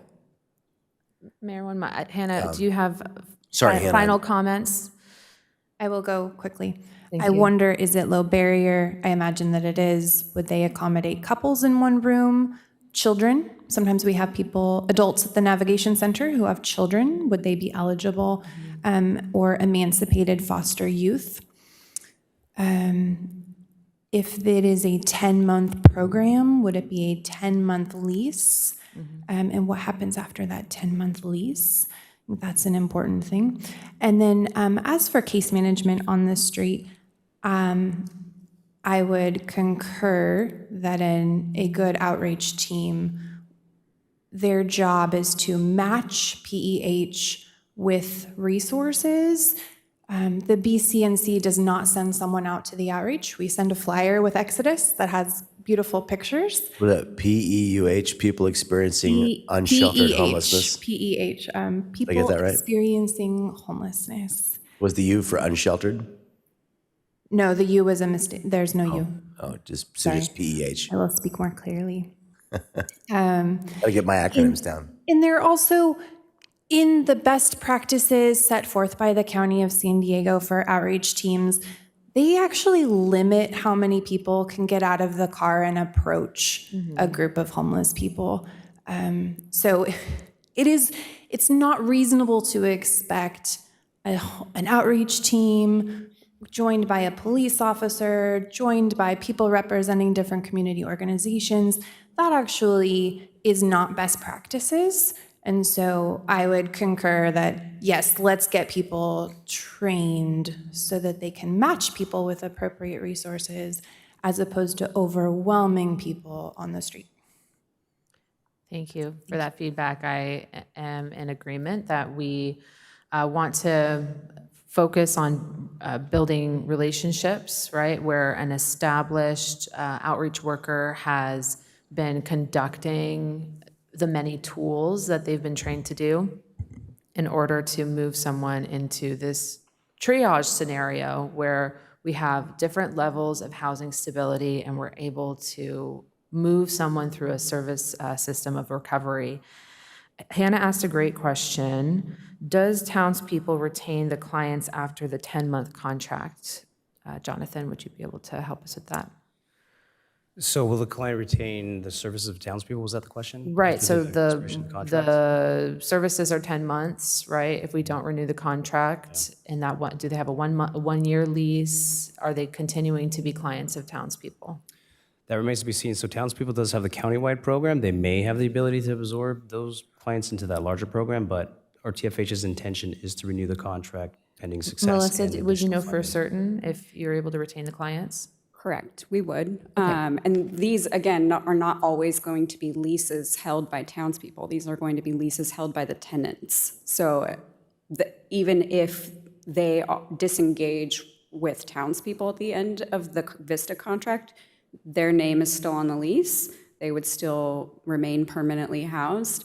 Our goal as townspeople, as the sort of backbone organization for the shared housing system, is to sustain the system and to figure out ways to embed it in the existing homeless assistance system so that it can carry on regardless of whether there's a contract with the city of Vista or La Mesa or whatnot. Because to all of your points about being efficient with resources, the goal here is to not have shared housing be a program, but a practice. That it Certainly, is but I think you did answer my question that the Yeah. clients would be retained. So that's reassurance for me because I want to make sure that if someone is entered into the program, that they have, they're not going to be released from the program. Did you have further questions, Mayor? Yeah. So yeah, why is it 10 months and not 12? Is the lease a 10-month or a 12-month lease? So the grant is granted by RTFH. One important point to note with this grant is that we don't have the ability to redistribute funding between personnel costs and operational costs. So we won't be able to move personnel costs towards flex funds, but we can, I think, redirect the staffing to focus more on training and housing stabilization. 100,000 is the staffing and 240,000 is the flex funds. It's about right. Are people going to be offered a 10-month lease, a 12-month lease, a 6-month lease, a month-to-month lease? I think that might be case by case, but I'll defer to Melissa.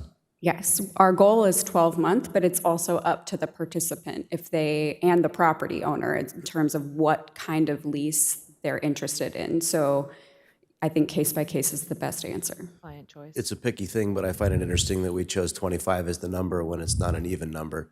I'll just leave that out there. So what is this, if I was structuring this is the way I would do it. I go, hey, apartment owner, we want to do a master lease, and here's the deal. I'm going to share with you this person's payment history. In fact, I want to have them pay you directly. They're going to be on the lease, and if they make 12 on-time payments to you, both of them, then I want you to agree that you're going to renew the lease and you're going to let us out of it. This way we can take our liability onto the next person and help the next person. We don't want to accumulate an ever greater until we're liable for every person in the county not paying their rent. We want to be able to move that liability on to help somebody else. So to me, it would seem like, I mean, I'd give the landlord $5,000 up front and go, hey, here's what we want you to agree to. You're going to do this. Here's the terms we're going to do it. And you have to agree to lease to these people for maybe X number of years if they want to renew. You have to do a renewal option. And if they make all 12 months payments on time, then you have to renew them. How do we create a self-sufficiency goal? You know, I don't know. I I just would wonder if we love- build that in. I would love to respond to one of those items, Mayor, and that is what I've been working on with staff related to some tenant issues. And this is where, housing stability can be formulated in policy for the landlord and the tenant, right? And the expectation that, and I was just speaking to a property owner yesterday at the senior center who has, units that she has as an investment, and she booked her has, too. yeah, I think she was at the front there, and, she, great property owner, she's saying she's getting 100% pass from the county, and then is also saying that she's retaining her tenants, right? She's keeping them there. So I think it's mutually beneficial relationship to try to create, like you had mentioned, at least a 12-year or 12-month lease, right? And longer is better. So I didn't mean to diverge from your question too much, but could you respond to the ability for us to work with the landlord to release the liability from our side and put it back onto the tenant? Sure, we're happy to have those conversations with property owners. Obviously, we can't force anyone to do anything, but we can do what we can to help them come to that decision. I have a rule, and it goes like this: if you don't ask, you don't get. Right. So all we can ask is that you asked. Yeah. I mean, and I think it's more about a frame of mind of, is this truly something, and I appreciate, because you are saying we want this to be the new model and we want it to be sustainable. And the only way it's sustainable in the long run is that we're not involved. So that's my question. It sounds like we have a lot of work to do. I would only ask that, since we're paying $100,000 in staff time, that you personally, number one, since you're here in Vista, I assume you don't live in Vista. I live in Chula Vista. Okay, so I was in Chula Vista a couple nights ago. It's an hour with no traffic. So I don't assume you're going to be back here on a super frequent basis. Since you're here today, Hannah, could you give her a tour of the Navigation Center? I want you to see our Navigation Center. absolutely. It's the best in the state, and there's nothing else like it. I guarantee you've never seen anything like it. It's wonderful. And since you're here at City Hall, maybe before you leave, you could walk over and see our safe parking program. I don't think anybody's probably, there's no staff there right now. Yeah. An empty lot for a few hours. But at least since you're here, you could go put eyes on the facilities and just be aware that you've seen it and we have it here. And, Jonathan, you'll connect her with the right person with JFS. Of course. What I want for this one member of the council, you to do, and it would make your job super easy, and it would make me super happy, is I want you to empower our JFS people and our retread people, and I want Nanette to tell me that we went from 43 and a half days down to 20 days, okay, because we got people into your program. Maybe that's too optimistic, but I want to see people have an opportunity to get paired up. Do we have to expend all this money within 10 months under the terms? We have a 50% spend deadline by the end of the calendar year. Again, the conversation continues with RTFH, what the requirements will be, because there's expected revenue from the program from rents. So we'll have to clarify and follow up with you. I don't know if you've heard differently, Melissa. My understanding is that the full amount of the contract has to be spent down by June 30th of next year. Okay. It'd be great to see an itemized list of expenditures. We don't need names, but if we could, a participant, didn't pay rent, we had to backfill. I'd just like to, because if we do it once, as we just saw with our scholarship program, we did it, it was successful, the money ran out, and we're back to talk about round two. So it's very important, because we could be talking about round two in 10 months. In fact, we'd be talking about it more like 8 months or maybe, 6 months from now. So we might, in a very short time period, be talking about re-upping if this is all working. So it's very important that we lay the foundation successfully now. For what it's worth, we have built we intend this to be a system. So there are policies and procedures related to how flex funds are distributed both to participants and to property owners. There are caps. We limit the number of times people can draw down. So there are safeguards, and I'm happy to answer Hannah's questions as we've got answers for all of those too. Well, if you're welcome to share anything you want, but the last thing I want to ask is, you talked about the people in Los Angeles that are already doing this. I just want to know that you're going to take the time to visit with them, maybe even drive up there, again, since we got $100,000 from staff time, and go through like, hey, what has worked for you? And I would love to know, what are their long-term success rates? And in this, are we going to track? You should sub out to Nanette some of your data work. She's very good. That's all she does. And she's very good at it. But I want to know, what's the long-term effect? I want to know 7 years from now, how many of these people retain their housing? It's very important. You talk about changing the goal. We have to be able to share the success story. Absolutely. So it's super important we keep this data and we keep it in a place where we can share it for years to come. So it's a lot of money. $14,000 per person, $28,000. I mean, we could absolutely just lease the apartments and just go, here's free apartment for a year. And we wouldn't need any staff time or outreach. We would just hand them to I got 35 people at the Nav Center. They probably go right now. So boom. We just saved a lot of time and frustration. And those people are all without permanent housing right now. So if it's not about long-term, then the price of this is hard to justify to taxpayers. So it really has to be planting something that's going to survive and create a sustainable model. So we've got to really think and talk a lot about that. It is. And I would say also, Mayor, that when we do get to contract renewal and this pilot program is something that RTFH looks at again, I would love to bring my complaints to them that I'm just tired of wasting money on administrative excess. And do we really see at the end of this 10 months that the administrative costs are really necessary? Or did we, run out of our money for the actual material needs for people first?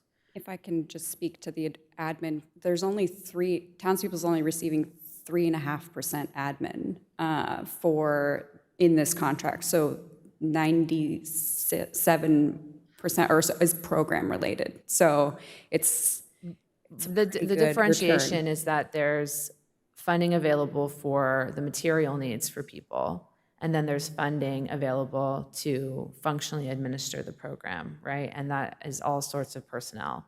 And so I would like to see at the end of this, right, how quickly do we move through those material dollars? And I think that would be good communication for RTFH if they're interested in putting out these grants again, right? What's going to make them successful? I think Mayor Franklin and I are in agreement that we want to really put more resources in people's pockets at the end of the day. And if we can extend the lifetime of this program in that way, I would be supportive of that. So 3% is only like $10,000 or $11,000 of the entire amount. Who's getting the other $90,000? I think there's a mix between administrative costs and personnel, but so there's up to 7% of the total grant for administrative costs. Townspeople in the city of Vista. Would you say 7%? 7% For administrative costs? administrative costs. That's indirect admin. That's Personnel costs. 7% of the 340,000? Correct. Okay, what's that come up to? 20, 30, 30, 25,000?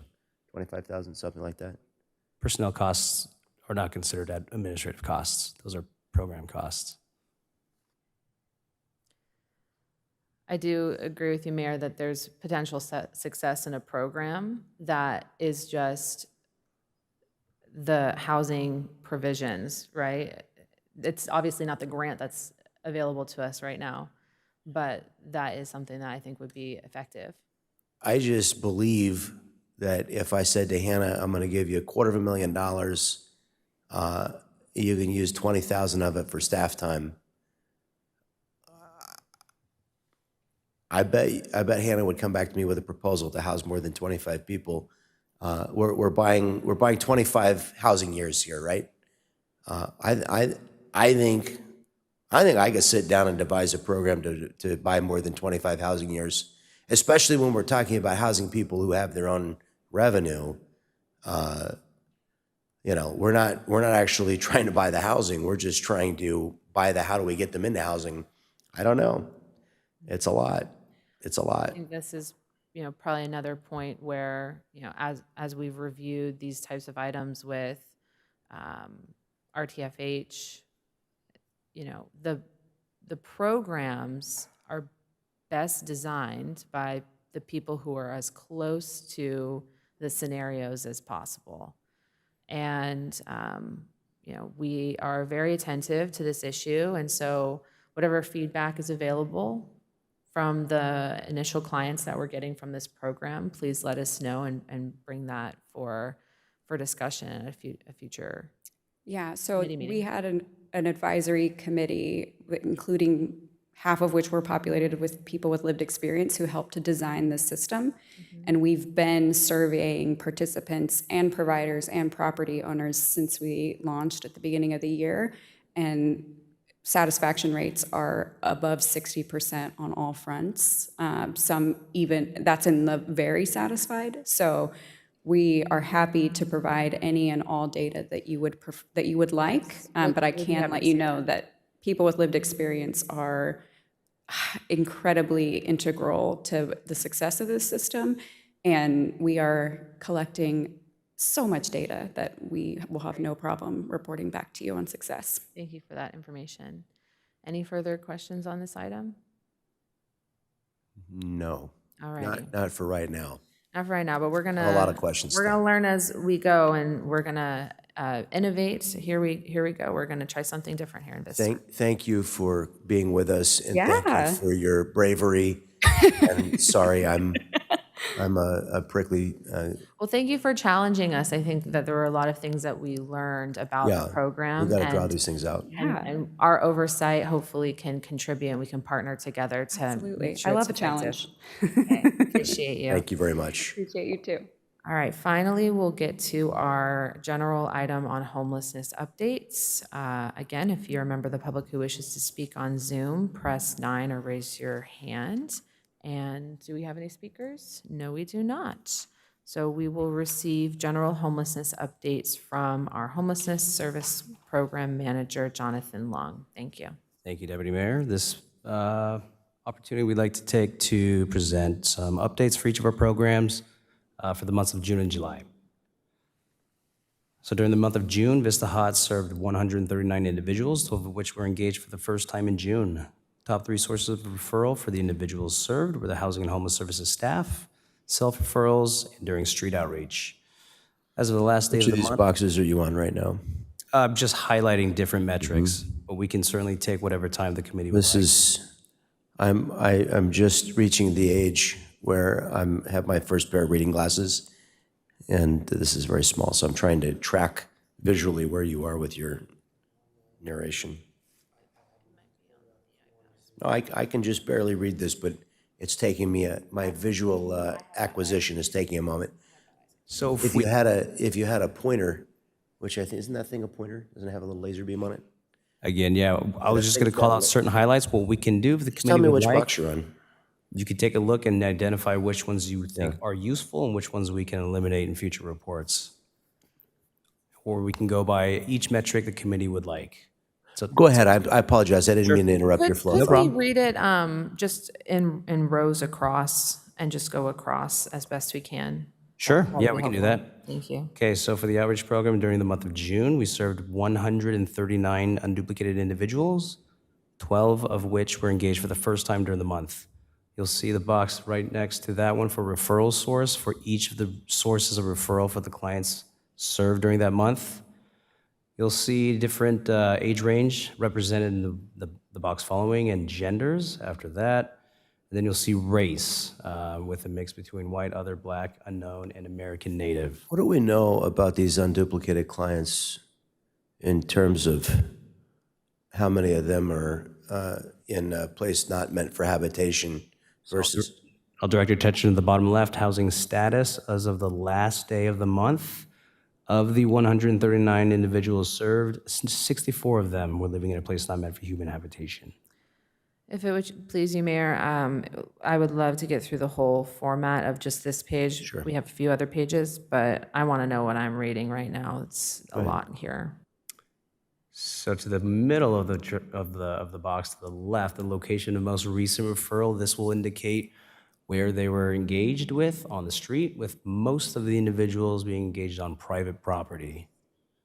There's also a plethora of different referrals provided for the clients, with the most common referral being for shelter. 28 shelter referrals provided for the month, 14 of which were to the BCNC. I'll stop there for questions. So the referrals provided that was not within the BCNC, that would be a secondary chart. On the bottom right, you'll see there's shelter referral provided. Okay. But then it says there's like a pie chart in the center, referrals provided, and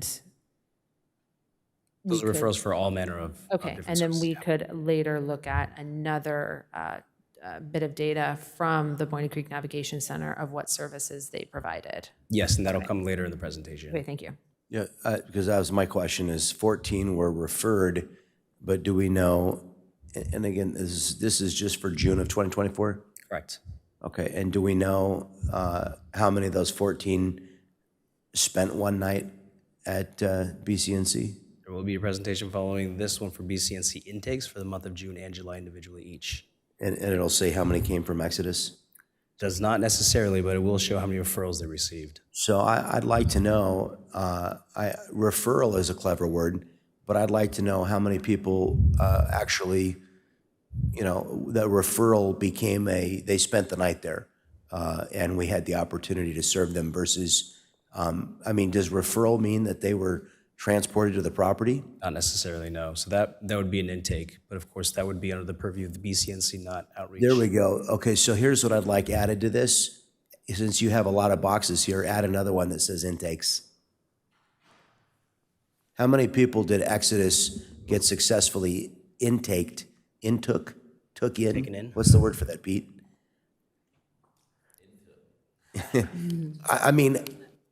I want to see, I don't want to see, I want you to connect the dots for me. But we are going to see the intakes and We are, and it's important to note. let's see if it tracks. Let's see if it delivers the information that we want to deliver for But them. he just told me they're not going to be tied back to Exodus. No, so if you'll recall during the city council meeting back in September with the Alliance contract, it may not be appropriate, as the council agreed, for us to hold outreach providers responsible for intake, nor should shelters be responsible for the referral. Responsible is an interesting word. I need the numbers. I'll make my own decisions. You don't make the decisions about what the data tell me. I'll make the decisions about what the data tell me. And Deputy Mayor will make different decisions about what the data tell her. But you don't keep the data from me. I want the We data. have the data, and it will be presented, but again, it's just a I matter of want to know understanding. how many times that, and if there's reasons to discount an assumption, we can have those conversations. But I want to know how many people were taken in by the NAV Center from Exodus's work. That will be I reported. got 14 referrals. I just want to know how many of those people spent one night or more or I guess got taken in, went through the intake process. Yeah. Yeah, we do have that data. Let's get through the last you few don't have it tied boxes back to on the Exodus. data that's in front No, of that's us. tied to retread. So for example, if But I want to may- know how many people Exodus referred that were actually taken in. Jonathan, that will be reported, yeah. if we could please complete the format that's in front of us. Yeah, And modifications, I'm sure you will receive. Yeah, so that kind of concludes the overview of the June metrics. If we may, we can move on to July. I see 6 identified veterans and other types of housing. Did you go over that? Yeah, down there at the bottom, there's certainly a wide range of different housing. Where do you see the veteran number? It is above shelter referrals provided. Right here, this little one. It's a sliver. I'm not sure about the format of this. Oh, and that very tiny, yeah, okay, very good. Yes. I missed that, thank you. right. If we've completed this screen, shall we move on?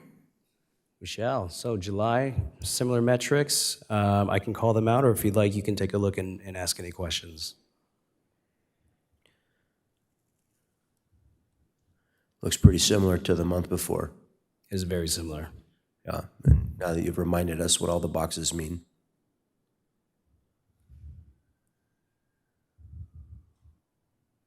I'm not seeing July. Let me try to look closer. I do note that only 4 referrals from the Sheriff's Department, and I would like to ask at this time, how many outreach opportunities, how many times did Exodus workers accompany deputies in walkthroughs of the encampments? I'd like to have numbers on that from now on. I'd like to know how many hours that they spent in outreach with the deputies. I would like to know that as well, as we spoke about at the previous item. And so it looks like both months, June and July, there were 14 referrals provided. Are we at a 14 average to the Boyne Creek Navigation Center? Do we have an average based on its last These 2 months, it several would be months? 14. That's correct. Okay. I am satisfied with July. Any questions on July? Okay. Okay. Next up is the VHAP program. You'll see here during the month of June, there were 15 awarded applications, paying a total of approximately $140,000. Other public benefits received by applicants were Medi-Cal, CalFresh, and CalWorks. MAC had also referred 5 of the awarded applicants to financial education coaching. There were 11 denied applications during the month of June, with most common denial for applications coming from non-VISTA residents.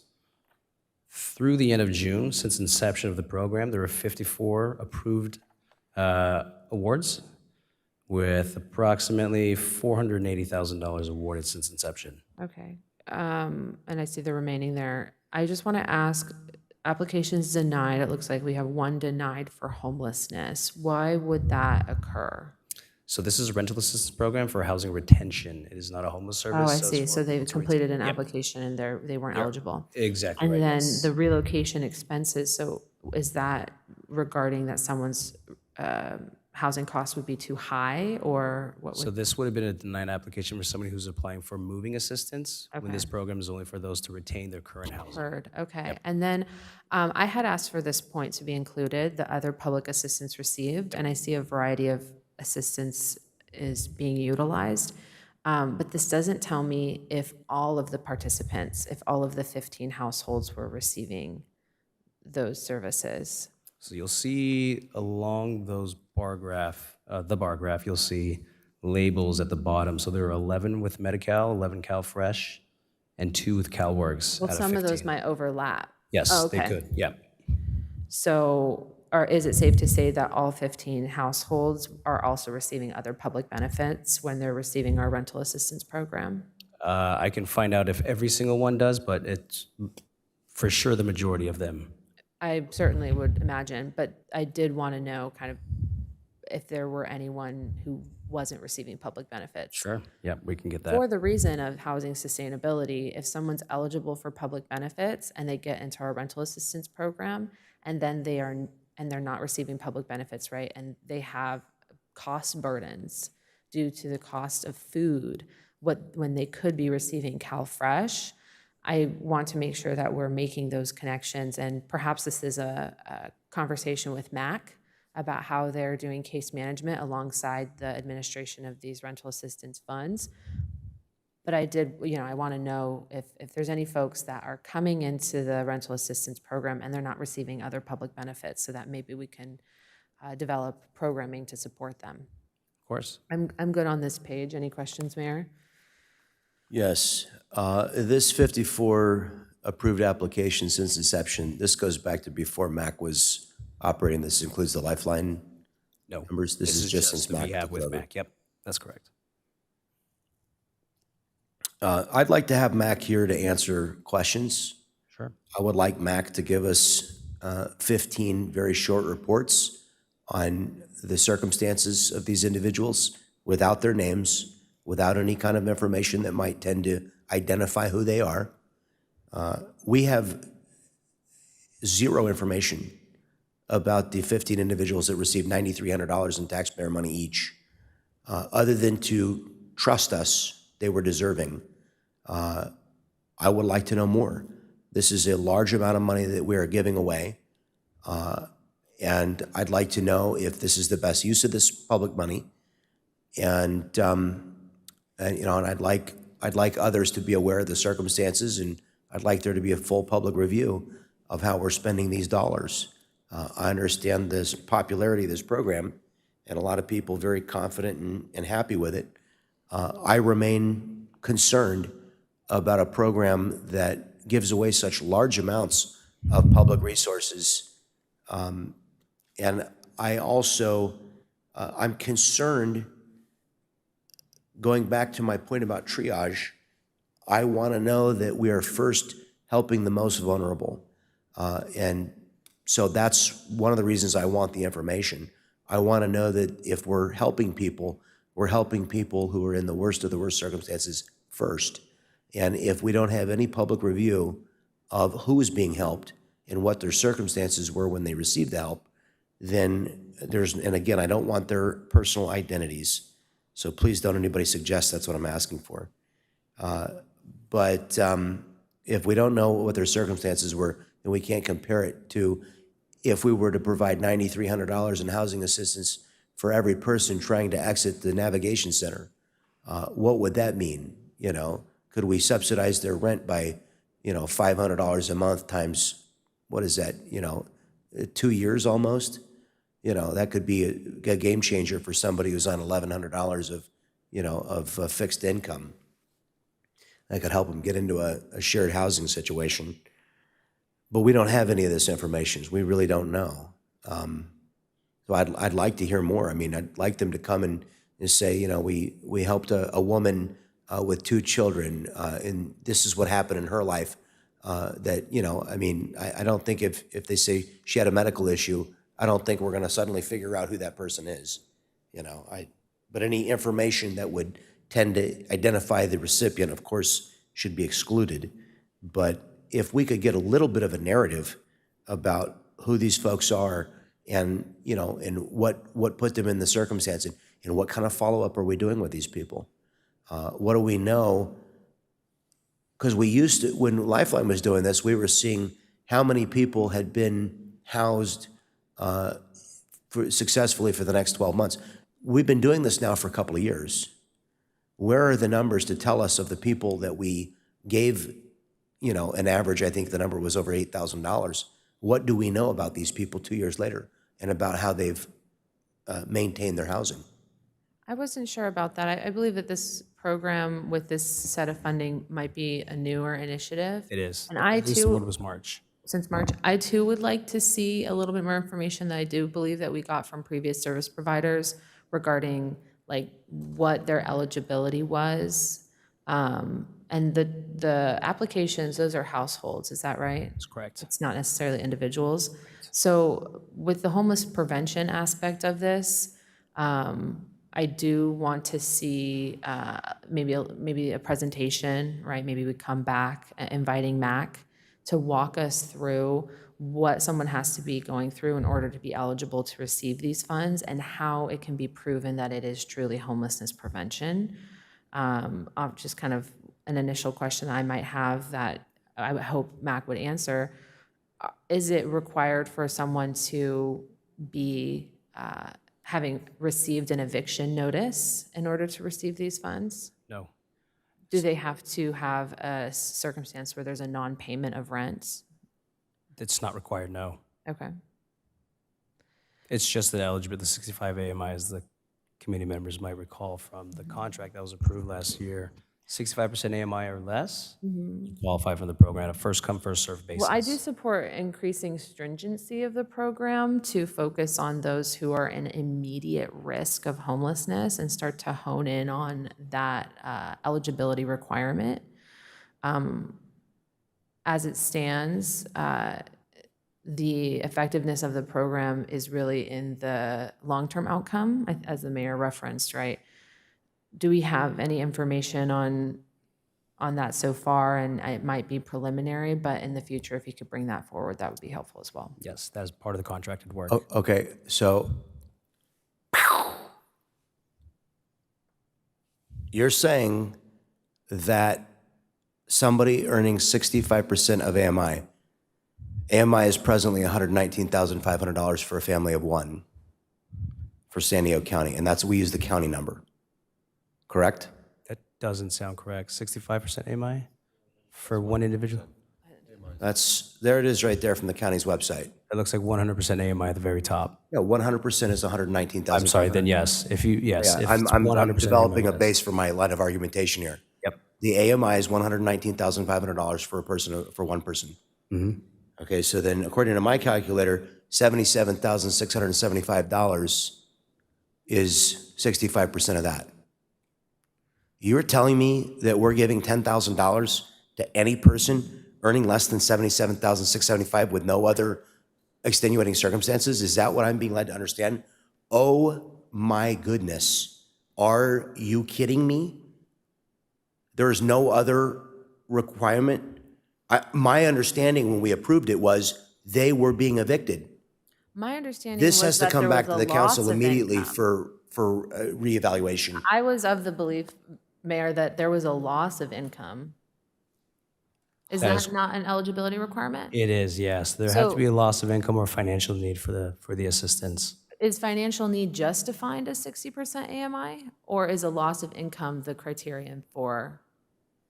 Yeah, so there has to be some kind of demonstrated financial hardship, including loss of income, reduced hours, things of those nature, but you must also be below 65% AMI. This is my problem, is I just don't understand how one person, a family of one, making $77,675, I just don't understand how that person would be eligible for a $10,000 gift.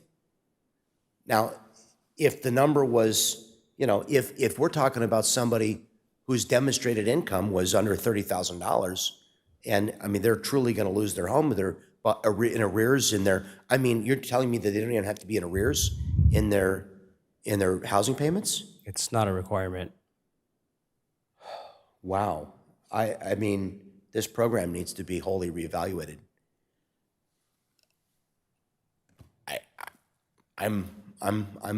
This was not my understanding of it when we approved it. We talked about people receiving a 3-day notice and this being, an emergency basis where they were going to be evicted and we were preventing their eviction. My concern at that time was that seeing the neighbor receive these funds, that somebody might choose not to pay their rent and come and apply for the funds. But now you're telling me they don't even have to, so I could have any kind of, I got my hours reduced and I'm earning $70,000 and I still qualify for nearly $10,000 in free money? There's a lot of people, I mean, especially when the AMI in Vista is so much less. I mean, this is most of the city qualifies for this. So it's just whoever knows to go and apply is going to receive some kind of a benefit of $10,000. I mean, this is why we need them here to explain what I'm totally mind blown, totally mind blown. When we have 170 people unsheltered, another 100 people, 101, I believe is the number, who are unhoused. We have total of, I think, was it 271 in the point in time count? We had 271 people with no house, and we've just given away, and we're planning to give away we've given away $479,000 to people making $70,000 as an individual. This is my problem, is the money is being spent for people who are at the top of they're at the top of the income spectrum, which puts them at the bottom of the need spectrum, but yet they're getting huge amounts of money from us versus, because it's much harder to help the people who are in the greatest need, we're just overlooking and the money's not, I mean, the retread folks would love to have these kind of amounts to spend to get people into housing. What kind of good could they do? And how we could put people through the program faster if they had those resources. And we could all, and I would not sit here and raise questions about somebody who had been chronically homeless, who lived at the NAV Center for 30 days, who then they helped get into housing. There'd be no way to assail that. But giving somebody money who makes $77,000, giving them $10,000, I mean, I remember when I was earning $24,000, which even adjusted for inflation would not be $77,000 because it was only 20 years ago. I mean, I remember, and I was hugely in debt. Thank God I'm not today. But I mean, I remember dreaming about the day I would have $10,000. It's life-changing amount of money.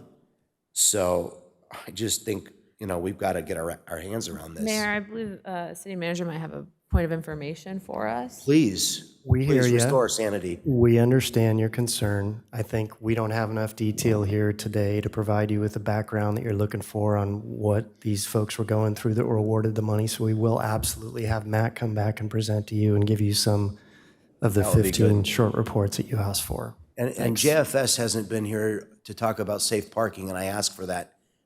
They haven't been here. I don't remember, it's been a long time, and I know we have a little slide here, but why are they not here to talk, We will absolutely have them come and present as well. I think all of the people that we have big contracts with should all from time to time be here in front of us at this standing committee to report on their work. Understood. I would like that scheduled as well. This is for June 2024 VHAP.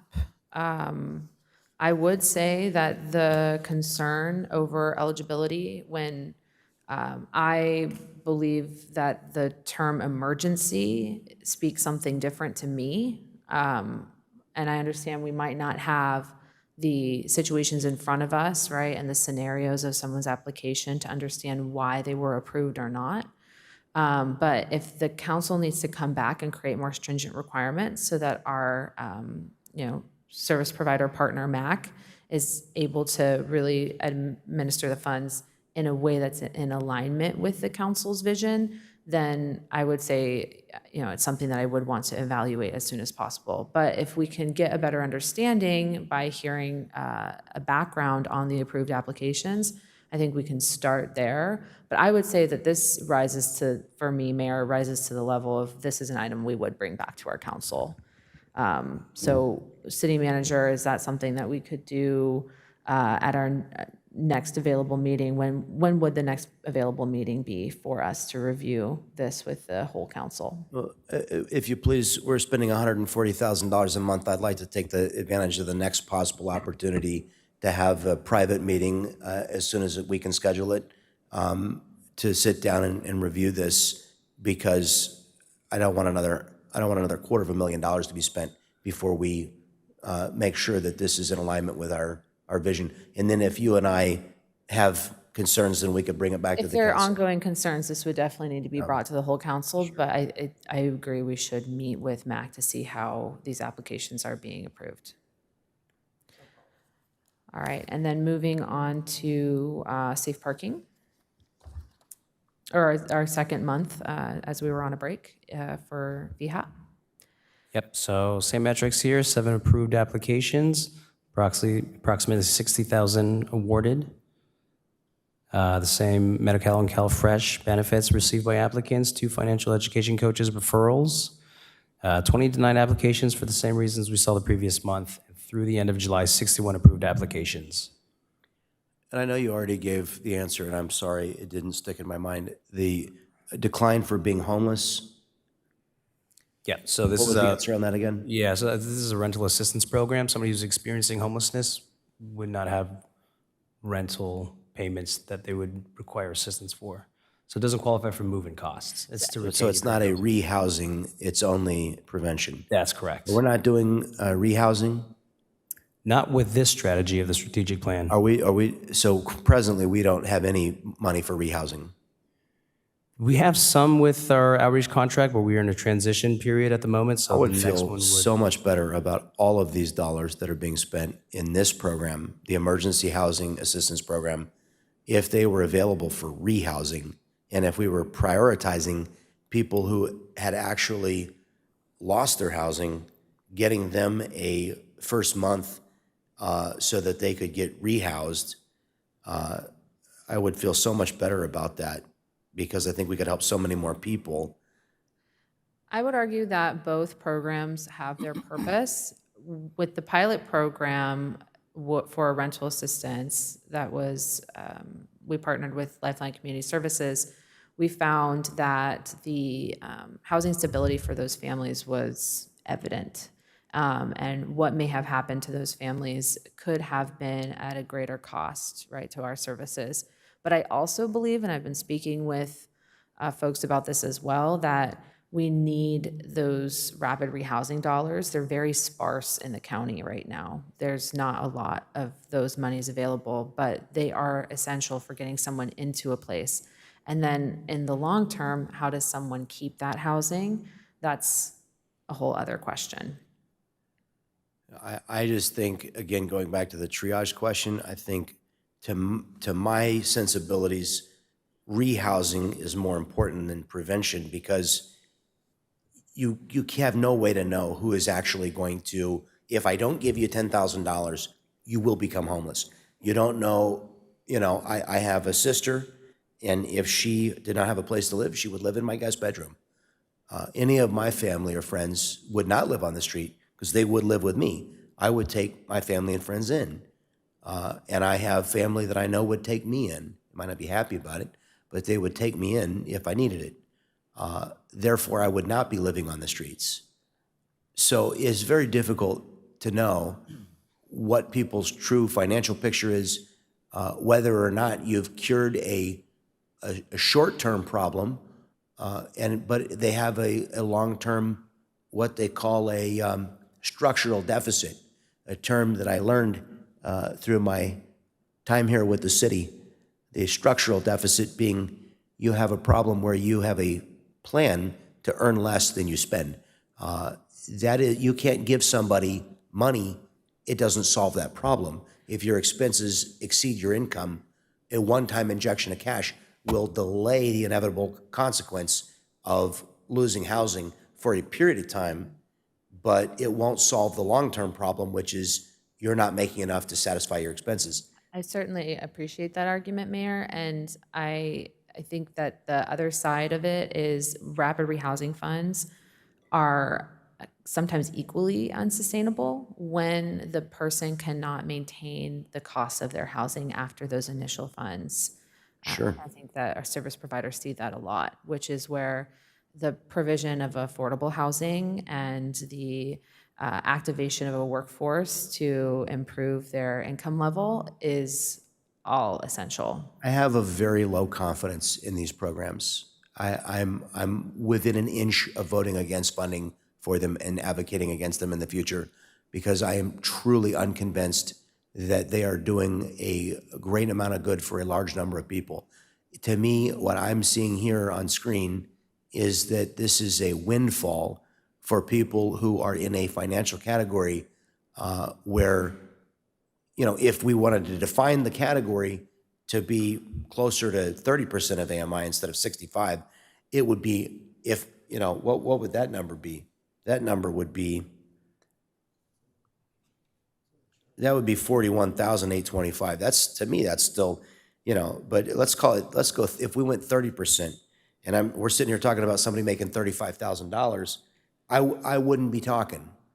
I would have a hard time criticizing helping somebody who's, at the very bottom of the income spectrum, but we're helping people making $77,000. That's a lot of money. The city council doesn't earn that much. I think there's a lot of employees of the city probably don't have a salary of $77,000, and they're getting along here in Vista.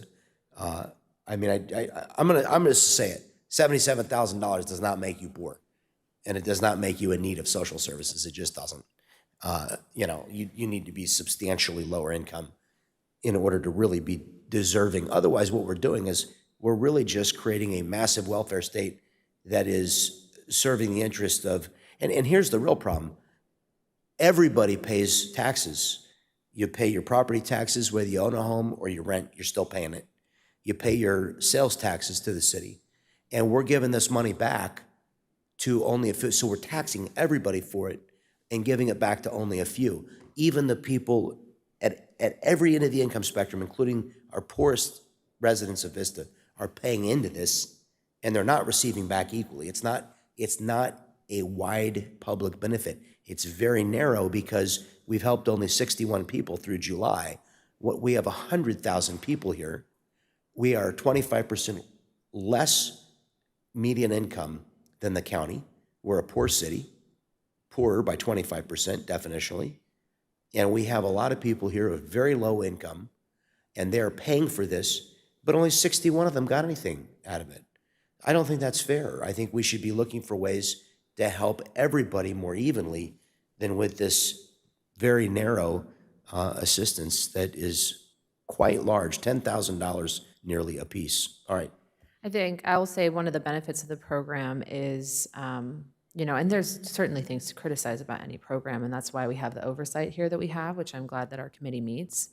And I'll say that one of the benefits of the program, and if we can create stringent requirements for being approved, and if we can prioritize those who are at the greatest risk of suffering or experiencing the greatest impact, that would all be really meaningful.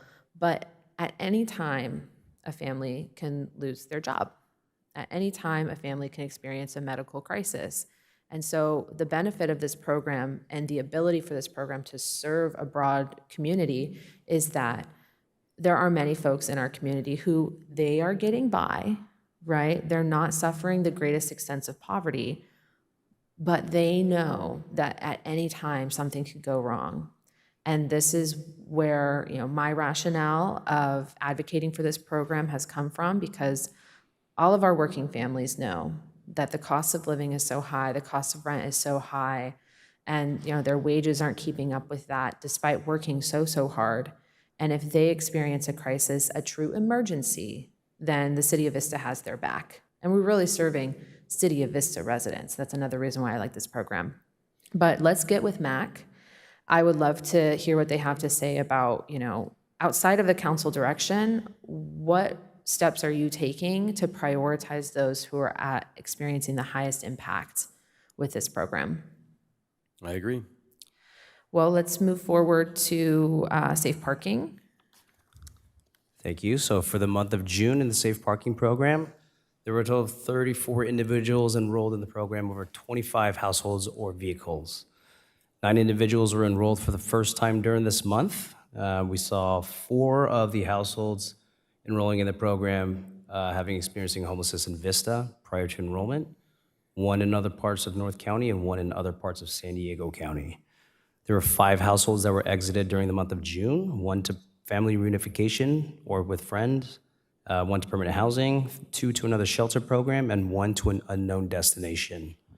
It was about an average nightly occupancy of 18 households or 72%.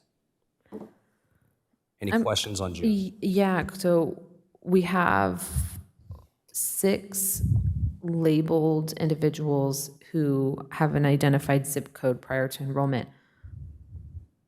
Why don't all of our folks, was that just because we enrolled the 6? I'm not seeing that. That was households. So 6 households enrolled during the month of June. Okay, I see, under total households, vehicles served. Okay, so it's out of those 6, 4 were in Vista. Okay, thank you. I don't know if I have any other questions on this, but as we discussed before, and agree with the mayor on this, I would like to see any new services that we're rolling out, right, whether that be townspeople or if we have new affordable housing come online, that we go directly to the folks who are already receiving services and try to connect them to those services first. Any questions on this?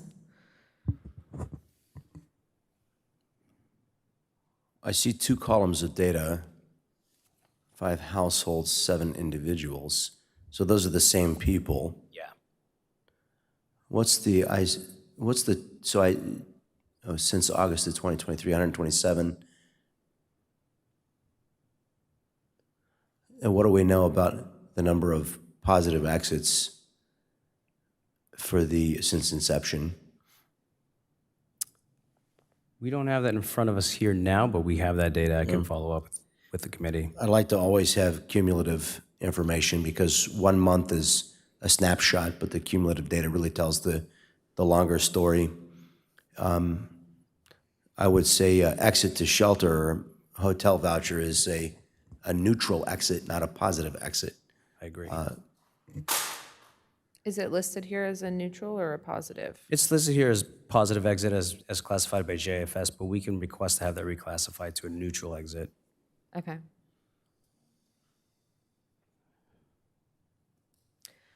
All right, if there are no other questions there, let's move on to July. It is interesting to note 155 days. This is the average. Average for those exited this month. Oh, okay, so the folks, speaking specifically to the folks who exited, how long it took them for this that month, month? yeah, So it'll correct. vary month Yes. to month. And I met one of the participants who was exited from JFS in the safe parking at the Nav Center because their vehicle had ceased to be functional, and then they became homeless after that. It is sad that that they lived in their car for half of a year, 5 months, before finally relenting to go to the shelter, only because their car broke down. I just have to make the observation that choosing to live in a car, I think there's a lot of mental illness going on there because I just don't know that they're getting the services and the help that they need. And I just don't think it's healthy for people to live in their cars. I understand it's an option, but it would be really nice to get them out of their cars and into a bed and a housing environment. Get them habituated to being in a home again. I agree, and if there's opportunities, right, to perform more of that motivational interviewing, this is probably a question for JFS, which I also wish that they were here. Some would say that they prefer living in their car, right? But then others might not really know that there is an option for them to be in a housed environment, which is the navigation center. So I think that's a good point. Are we ready to move to July? Sure. Okay, in the month of July, similar metrics, of course, 27 individuals enrolled, over 24 households, 14 individuals and 9 households enrolled for the first time in July. Or I should say, there was one re-enrolling household during this month. Do we know about them, like why they left and how they came back? Not today, but we can certainly follow up on that. Okay. The reentry in the month of July. Because that will be probably a small data set in like the whole lifetime of this program. There'll be a small data set of like re-enrollments. Yeah. I'd love to know why that happens and why people are unsuccessful, but I'm glad to know people know that they can come back. Yeah. I don't want to prohibit that at all. Okay, any questions here?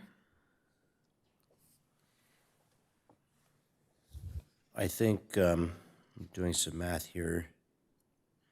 So if we have 120 cells, 140 individuals, divide that by 2 if they had a roommate, times 1,500 a month, times 12 months.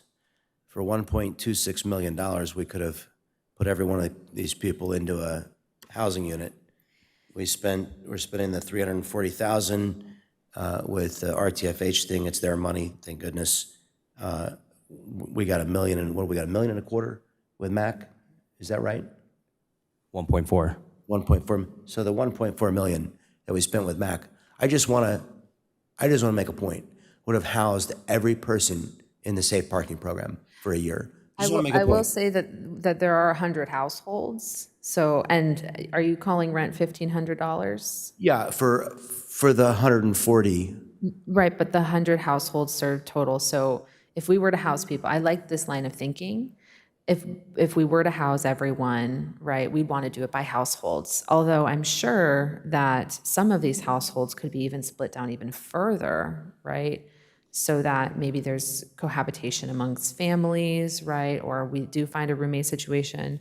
But the argument I totally agree with, if we're able to develop programs to coordinate people, right, and motivate people and build trust and bring them into services so that we can connect them to stable housing. As long as the funds are there, I would like to use, and I've said this for many years now, and I've worked with our city so that we can have as many funds go towards actual housing resources as possible, right? Whether that be our permanent supportive housing funds, right, or trying to reduce the personnel costs.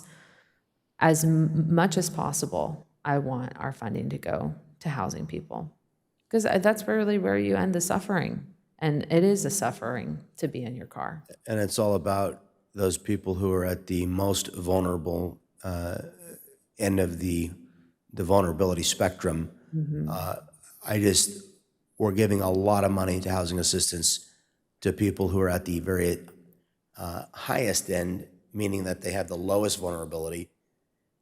We really don't have any programs where we're giving housing assistance to people at the very most vulnerable end of the spectrum that I know of. We're paying for emergency shelter, but I'm trying to think of this linearly. Every step in the chain of how we help somebody, what are the options that we've given to our NAV Center staff to help them connect people and obtain housing for people, and again, bring that 43.5-day stay down to 23.5 days. I would rather move that money to where it can help people get out of chronic homelessness, including living in their car, than to help people at the highest end of the income spectrum who have, they may truly be in need. And I don't want to have a debate about whether they're also in need and have worthy reason to receive assistance. I'm sure they do. But they're not people that have gone through a program and are literally trying to recover from living on the streets. And again, it goes back to triage and helping the most in need first. Well, what about this? And I feel like I had to have asked this question. There may have been prohibitions on the rental assistance, right? And that it had to be used for folks that are at risk somehow of losing their housing. Is that correct? From the funding source that we're using? Yeah, I think it's important to note that all of these programs are funded through different funding sources. It's not always, and generally is impossible to move funding from one program to the other based on the funding If I source. could have my way, the monies that we're using for rental assistance would be split in half. Preventative and then initiating someone's new housing opportunity, right? It would be rapid rehousing and it would be the preventative rental assistance. But because of the funding source we're currently using, we're limited in that. And so we developed a program around a funding source. I would love to see some of our monies go to actually getting someone into that apartment and out of the car, because the suffering is clearly there when you're in your car. People are getting major back problems. It's just a really horrible way to live. I remember that we got the $250,000 from the state, and then I thought we had done this with basically our general fund money. What funding sources are we funding this with? Safe parking or VHAP? VHAP. VHAP is ARPA funds. Oh, it's Those are ARPA federal funds, yeah, correct. Yeah, and those weren't limited specifically to, we could have spent those on this. On safe parking specifically? I'm not talking about transferring the money to safe parking. I'm talking about transferring it to housing assistance for people who are chronically homeless. The ARPA limitations didn't say you can spend it for housing prevention, but you can't spend it for rehousing. We didn't research rehousing based on the direction from City Council to replace the rental assistance program. This is not a staff problem. This is a policymakers have devised the opportunity to, put it into prevention rather than to rehousing. And it sounds great, but you don't know who actually needs prevention. A lot of people have a lot of problems financially. I had problems when I was, years ago. But I was never there. I'm probably qualified for many years, and I lost my job 2007 during the Great Recession. I was unemployed for 4 months, and I was about to run out of money, and I was scared. I certainly qualified. I had no income at the time. I certainly would have qualified for this program if, I mean, I've never received public assistance before, but maybe if somebody had told me, hey, you can get $10,000, maybe I would have thought, man, that's great. But instead, you know what I did? I got in my car and I went to my landlord. I broke my lease. They let me out of it because I lost my job. And I drove to the other side of the country where I thought I could more likely find a job, and I did find a job. And I got a temporary job, and I got back on my feet, and I got a permanent job thereafter. So because nobody was there to help me, when I ran out of my own money, I said, it's time to get a job. So that's my point, is we don't know who qualifies based on the definition and who truly is going to, you can't predict who's going to be homeless. It's impossible. So I just think with the amount of money we're spending, if we were spending it all at the greatest need first, then it would be hard to argue with, but because the money is not going, and we really can't point to these rehousing programs. And I don't know, I mean, Pete and Hannah are here, they could tell us like what's available to get people out of the, what do you think, Pete? What's available to get people out of the NAV center? Like if they have $800 a month income, where do you go to get them another $500 to get them out of there? That's a big task. Yeah, where would you go first? How do you rehouse Good people out of the afternoon, Mayor. NAV center? You guys are doing a good job. We're being as creative as possible. The only thing that we really have currently of getting people housed that only have about 800 is trying to talk them into shared housing, trying to talk them into going into like Green Oaks Ranch, just open up a women's and needs home that then they can transition over there for a little bit more. Or we're trying to supplement their income by, we have like resume building classes and trying to get them to increase that income. But right now, in the sense of like rapid rehousing, if I have someone that's ready to go and they just need that security deposit first month's rent, it is hard for me to find that. And I know that it's in a conversation that we're about to apply for a lot of that with the new outreach contract and things like that for rapid rehousing. That will be super beneficial and helpful to us. If I had a place where I have someone that's ready to go and I just need that security deposit first month's rent, that would be super beneficial for us to be able to get more people So housed. that is a limitation for a number of people that you've worked with, that they had the monthly revenue to pay the rent, but they don't have the cash up front to pay the. Yeah, to a degree, but then also just the affordable housing, right? You got someone that's on a fixed income of $900 a month. Your options are very, very, very slim. And you gotta have motivational interviewing to encourage that person and not be so picky as well. Right. It's like, hey, there's an independent living facility. Kind of like that shared housing program that they're talking about. It's not the newest thing. It's new to like match people, but we have sober living homes. We have independent living facilities, ILAs, things like that are shared housing with people with their own leases. And so, but yeah, I mean, there isn't that much. I mean, it's hard. What do you do when you have someone that has $800 a month or $1,000 a month fixed income? And then you do even have a shared housing thing like that where they're individually leasing people, yet those individual leases are $1,100 a month or $1,200 a month. It's like, well, I still can't do anything with that person unless they miraculously get matched to permanent supportive housing and we do a good job getting the VI SPDAT done, et cetera. Like, yeah.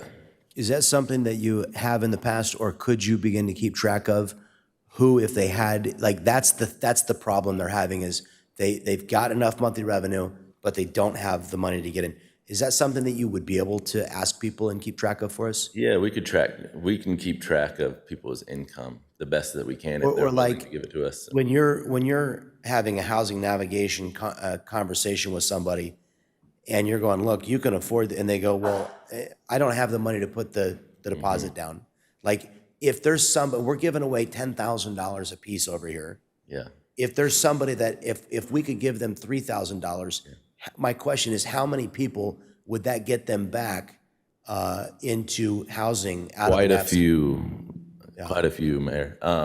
I have a client right now. We're trying to as well retread from just our nonprofit side to like create some type of flex fund donation support as well. I mean, it would be incredible to get some funding that's just straight rapid rehousing, but for those, because like I have a client right now that is, it's a couple that has an RV.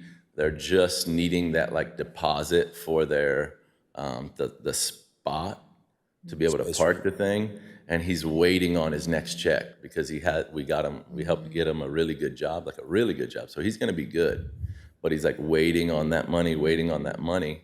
And, Well, other I'm expenses so glad come to up, hear but if this we progress. could have like, if I had Yes. like a fund that was flexible, Yes. that I could say, hey, we're gonna help you right now. What do you need? $12.50?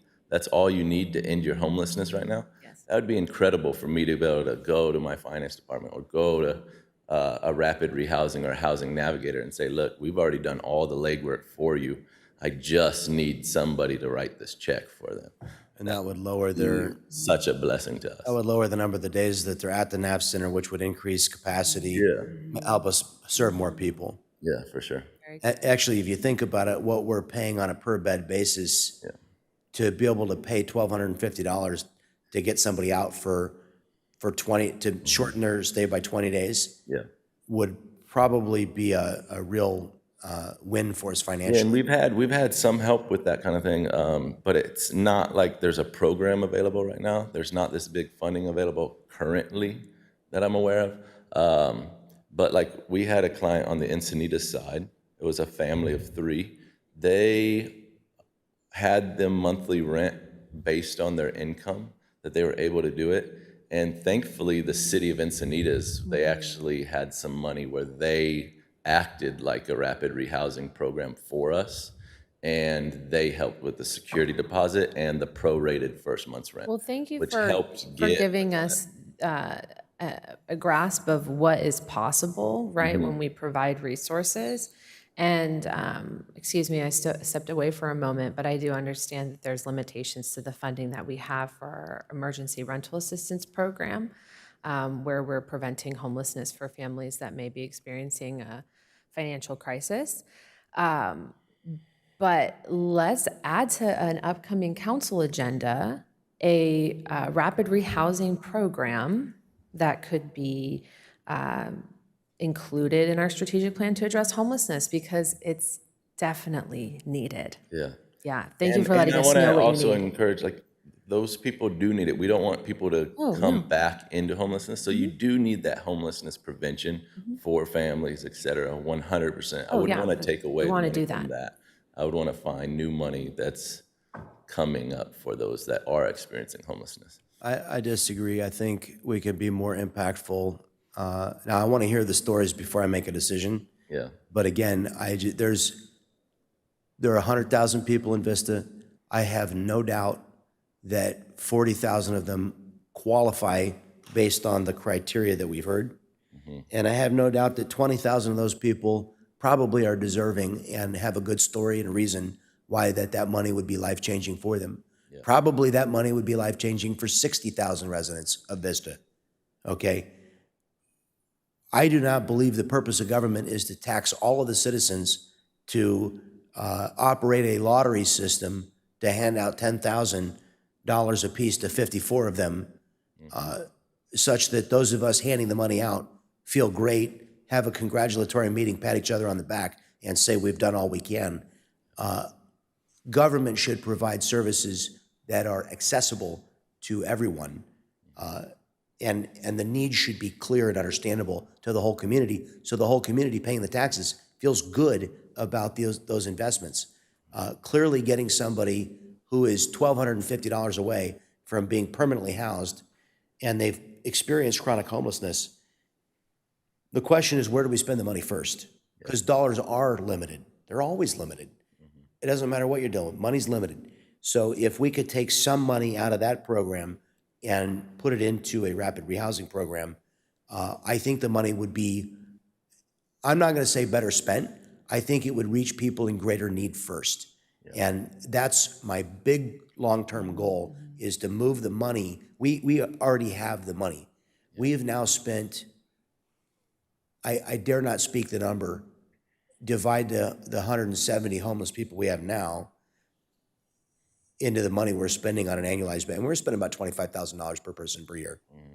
The state of California is spending another $25,000 per person per year. There's $50,000 available in Vista for every homeless person every year.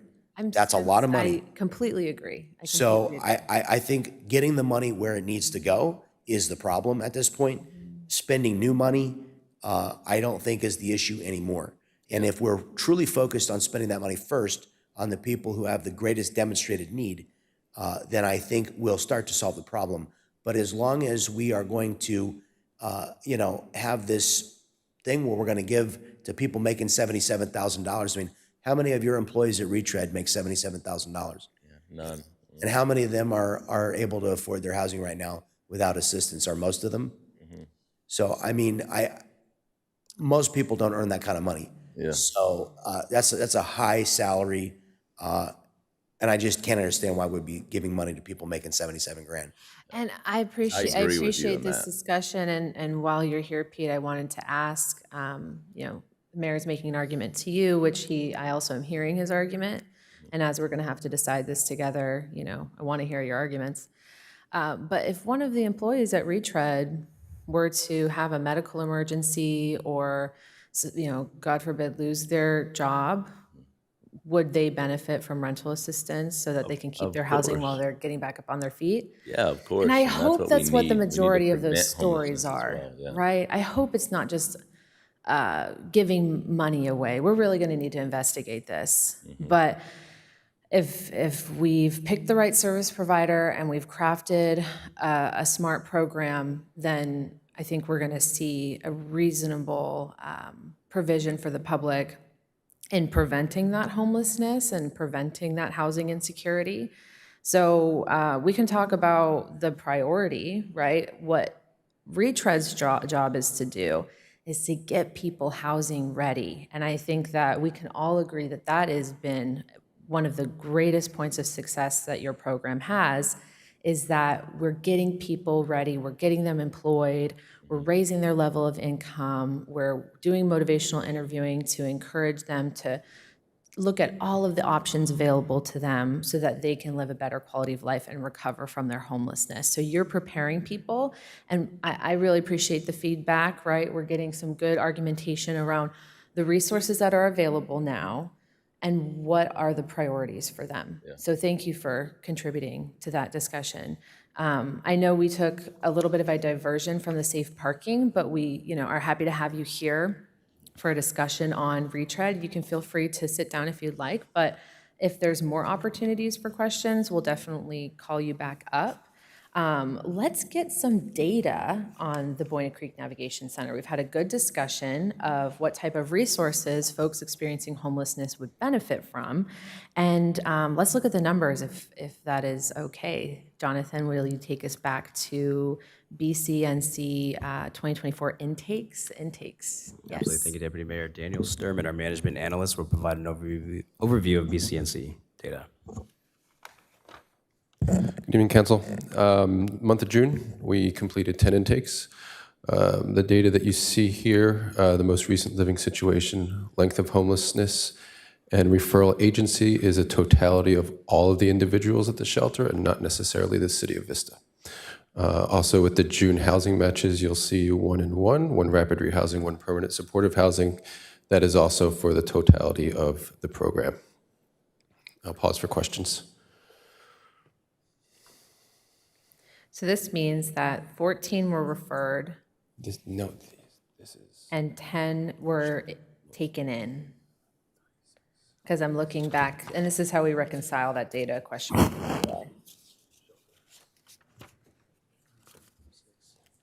However, we don't know how many of these 10 that were intaken were from Exodus, that's the data we don't have. my apologies, this is Vista specific. Hi. I have a few clarifications on the data, and I have the exact numbers for the amount of intakes that were Exodus for the months of June and July. So one moment, let me get a pen. So we are looking at Exodus intakes that were the result of an Exodus referral. You have that information for us? I do, Can you tell me your name? Nanette. Nanette. Okay. I don't know if we've had much face-to-face time, but thanks for being here, Nanette. Of course. Okay. So we have Exodus. Yeah, well, so super quick first, just some clarity on the numbers. So it's 10 intakes for the city of Vista, and then all of the other numbers are Vista specific, but they're for all active clients for the entire month of June. So it includes all clients that were intaked during the month of June, and also that were intaked previously but were living at the shelter during the month of June. So it's a total of 45 clients for most recent living situation, length of homelessness, and referral agency. Okay. I see that. And then the amount of referrals from Exodus for the month of June is 4. So 4 of our intakes were from Exodus referrals. 4 of the intakes were from Exodus. Do you have the number of how many times Exodus referred to you? That would be from Daniel. Or they claimed 14. They claim 14.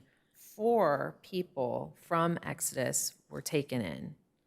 And what is the nature of that referral? Daniel, could you speak to that? Is it an intake form or a referral form that's faxed over? What does that look like? That's affirmative. We have a 2-page document that certifies them experiencing homelessness. There's a document that also clarifies if they are chronically homeless. Our most up-to-date document also includes 5 special considerations for an individual: coming in with a pet, coming in with a partner, needing a lower floor unit, needing a Spanish speaker, and I believe the 5th has a vehicle. That's the referral form, and Exodus sent 14 of those. Affirmative. And then the intake documentation and process is separate, and there were 4 instances of that with Exodus. Affirmative. And I agree with the mayor, since they are a contracted service provider, let's put those specific coordinated exchanges on the next set of data that we have. I'm not sure where it would situate itself best, maybe in the kind of the overview that you showed us at the beginning, or it can be included with the the B, C, and C. But do you have any recommendations there? Well, I'm just curious, of the 14, how many of them did Retread speak to? How many of the 14 came to the NAB Center to see it? And what do we know about the 10 people who were referred from Exodus who we did not intake? And why didn't we intake them? Or why did they refuse intake? Yeah, Pete? And are we keeping documentation on those so that we can understand? Because one of the things, I got to tell you, Deputy Patterson was here earlier, and he was super frustrated that he couldn't get somebody in, to the point where, and I don't know if it happened once or twice, it really stuck in his mind, and it's colored in his mind. That's become his perception. So I told him, I said, I think we owe you a better explanation when we can't intake people, why? So what do you think, Pete? In the sense of the referrals that are coming in, I don't see those. Those go directly to the city. So all referrals from the city of Encinitas go through Stephen Gonzalez, and all referrals through the city of Vista go through Daniel. So Daniel, and then they send me, if he has someone that's ready to go and that we have a bed available, he then coordinates with me and he chooses the person from that referral. And then he asks me, hey, are we okay? Like, do we have a bottom floor with a pet? And I'll say yes, or I'll say, well, I can't get that to you today, but I can probably get it to you by Thursday, et cetera. So sounds like Daniel might have the information on the missing 10. Yeah. So what happens is agencies send in referrals to me, and I keep a log of all the referrals. Bed availability isn't always possible, so outreach programs reach out to me on an occasional basis looking for a bed when they have a client that's ready to go to a shelter. We don't always have an appropriate bed for that outreach team, so maybe we don't have a female bed available. They call out looking for a female, or they call out looking for a bed for a 70-year-old, but we don't have a lower floor unit. So sometimes a referral can't be completed due to the lack of appropriate bed for that individual. So I went to visit with Nanette, and her numbers indicate that we were full for 5 days of the 163 since inception. So where's a list, or when will I receive a list of the 10 individuals that were referred and the detailed reason? I'm looking for 3 sentences at least on why the individual was not able to be accommodated or intaken. Yeah, so when we first started the shelter, my wife had a child. We had a child together, and I was out for a few weeks. We transferred the ability to complete intakes to the BCNC to complete those referrals while I was out. After I came back, it was actually July when I started again reinitiating the intakes. We did attempt to see if retread, if it would be a solution to just let retread handle all the intakes. I think it was a little bit too much of a burden for Pete to be able to manage all of that. So when I took over in July, we've been above 90% since my coming back to So let's go forward to July. Let's look at those numbers. So this is exits from June 2024. We had 12 Vista exits. You'll see the time of amount of time spent before exit and their exit destinations. Get into the July numbers while I'm on this train of thought. Okay, so it's 17 intakes, and how many of these were from Exodus? 7 of these were Exodus. Okay, so we had 14 referrals, and we had 7 intakes from Exodus.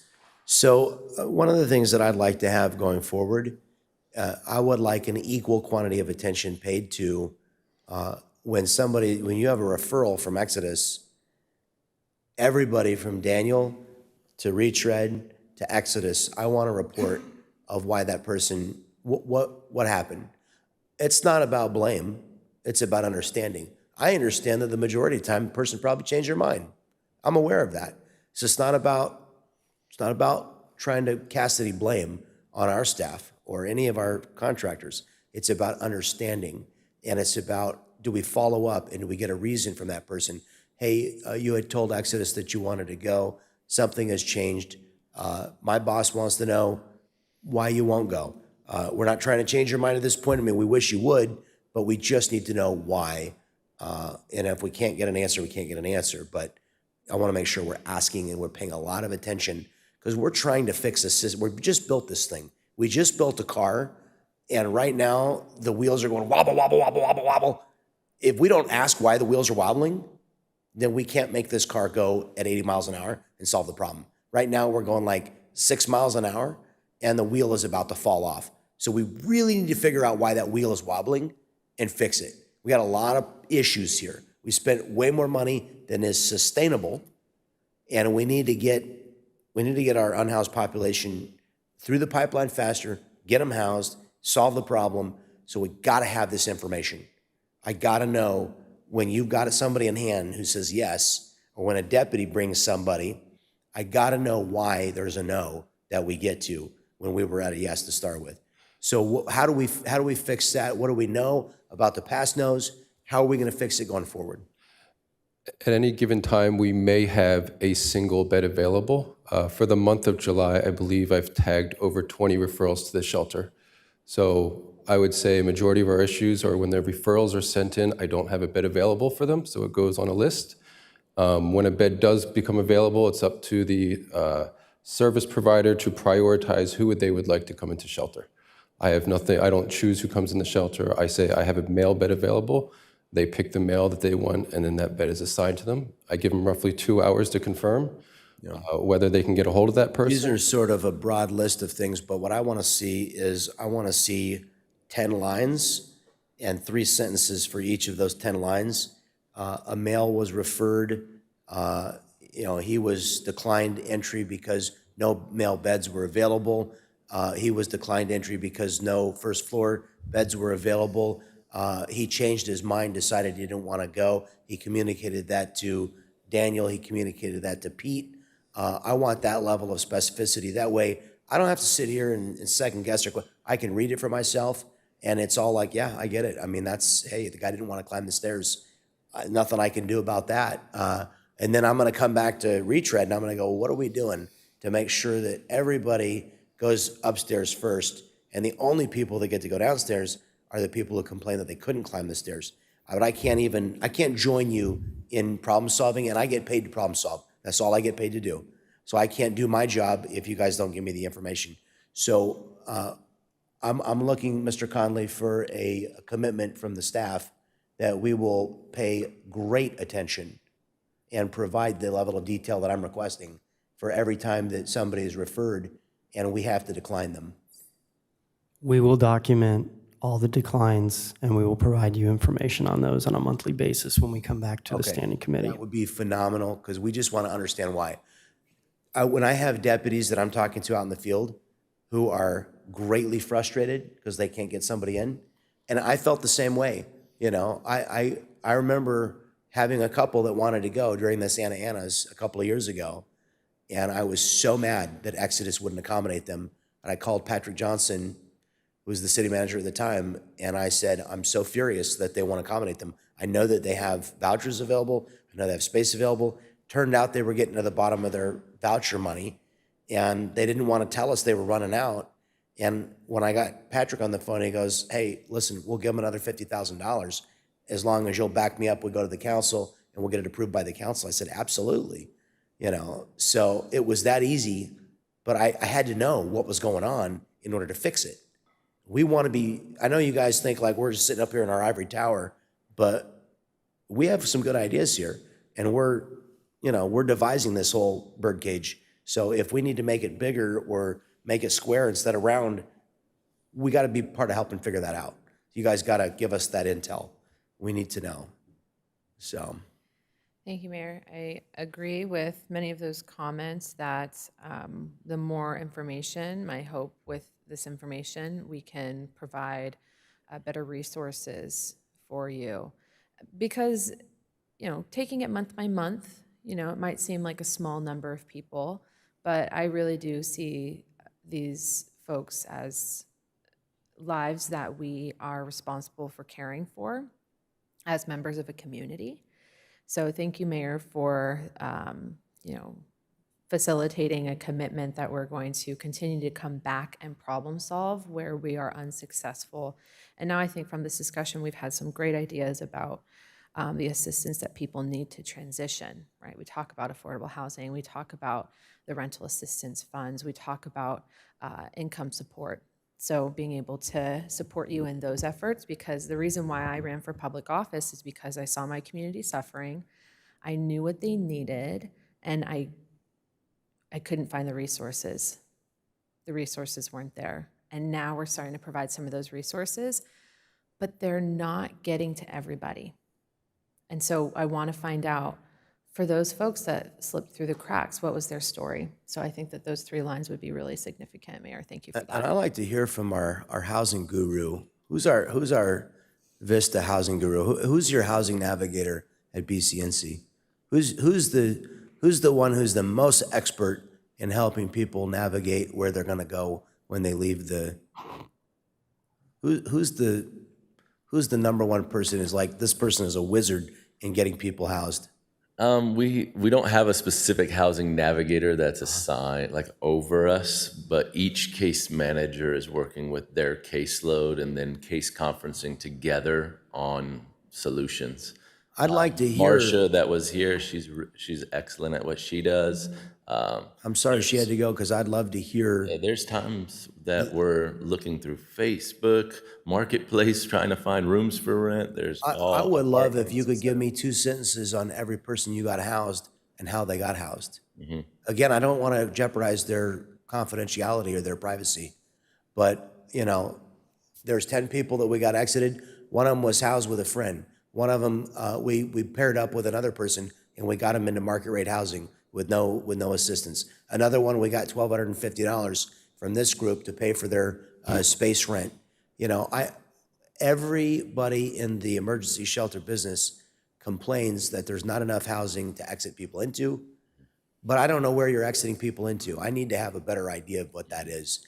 I need it, and if you say, you know, we know this program is available, but there's not enough of it, let us go talk to those policymakers, or maybe it's from us, and let us help you in the next. See, it's every step in the chain, from our first contact with them on the street, to the referral, to they come to you, to they get to the housing navigator, case manager, then they go there. Are they successful there? I need to know about the handoff, every step in the chain. is it working? Is the handoff working? That's what I need to know. Are we providing for that next link in the chain, or have we left a missing link and there's no way for people to get, or there's not a smooth enough pathway? I don't want to have to build 100 beds at our shelter. I just want to get the average time to permanent housing down under, 25 days, so that instead of being 43 days, now I have much more capacity. I can serve a much greater number of individuals because we have a shorter, time to housing. Yeah, I'll tell you one quick way to do that is having an outreach team, an outreach effort that's on the streets of Vista every single day, getting people connected to a VI SPDAT that gets their names on those waiting lists way before they get to us, so that whenever they do get to us, we're getting people that are already matched to a rapid rehousing or already matched And to Pete, a permanent you supportive told me housing this, program. that we're not completing the VS through Exodus with everybody. And is that, because that kind of blew my mind, is that accurate? To my knowledge, Exodus is completing VI SPDS when they're able to. See, I'd like to, can you write this question down and give me an answer? How many have they completed? How many people have they come into contact with, and how many have they completed the VS with?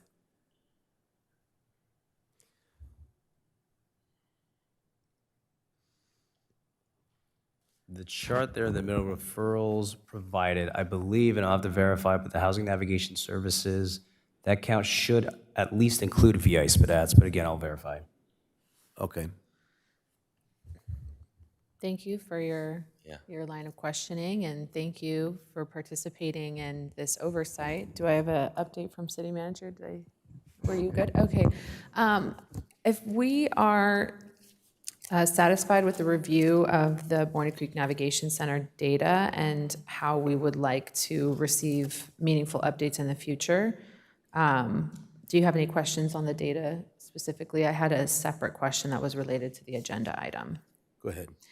So moving along from the Boyne Creek Navigation Center, I wanted to also ask about just other housing services. The information that's available in here, it kind of stops at the Boyne Creek Navigation Center. But I wanted to be able to share some feedback and talk about our activities for tenant protections and for the services, the housing services that we've been providing recently. We had an event, was it last week? What was the event called? It's Housing Resources Clinic.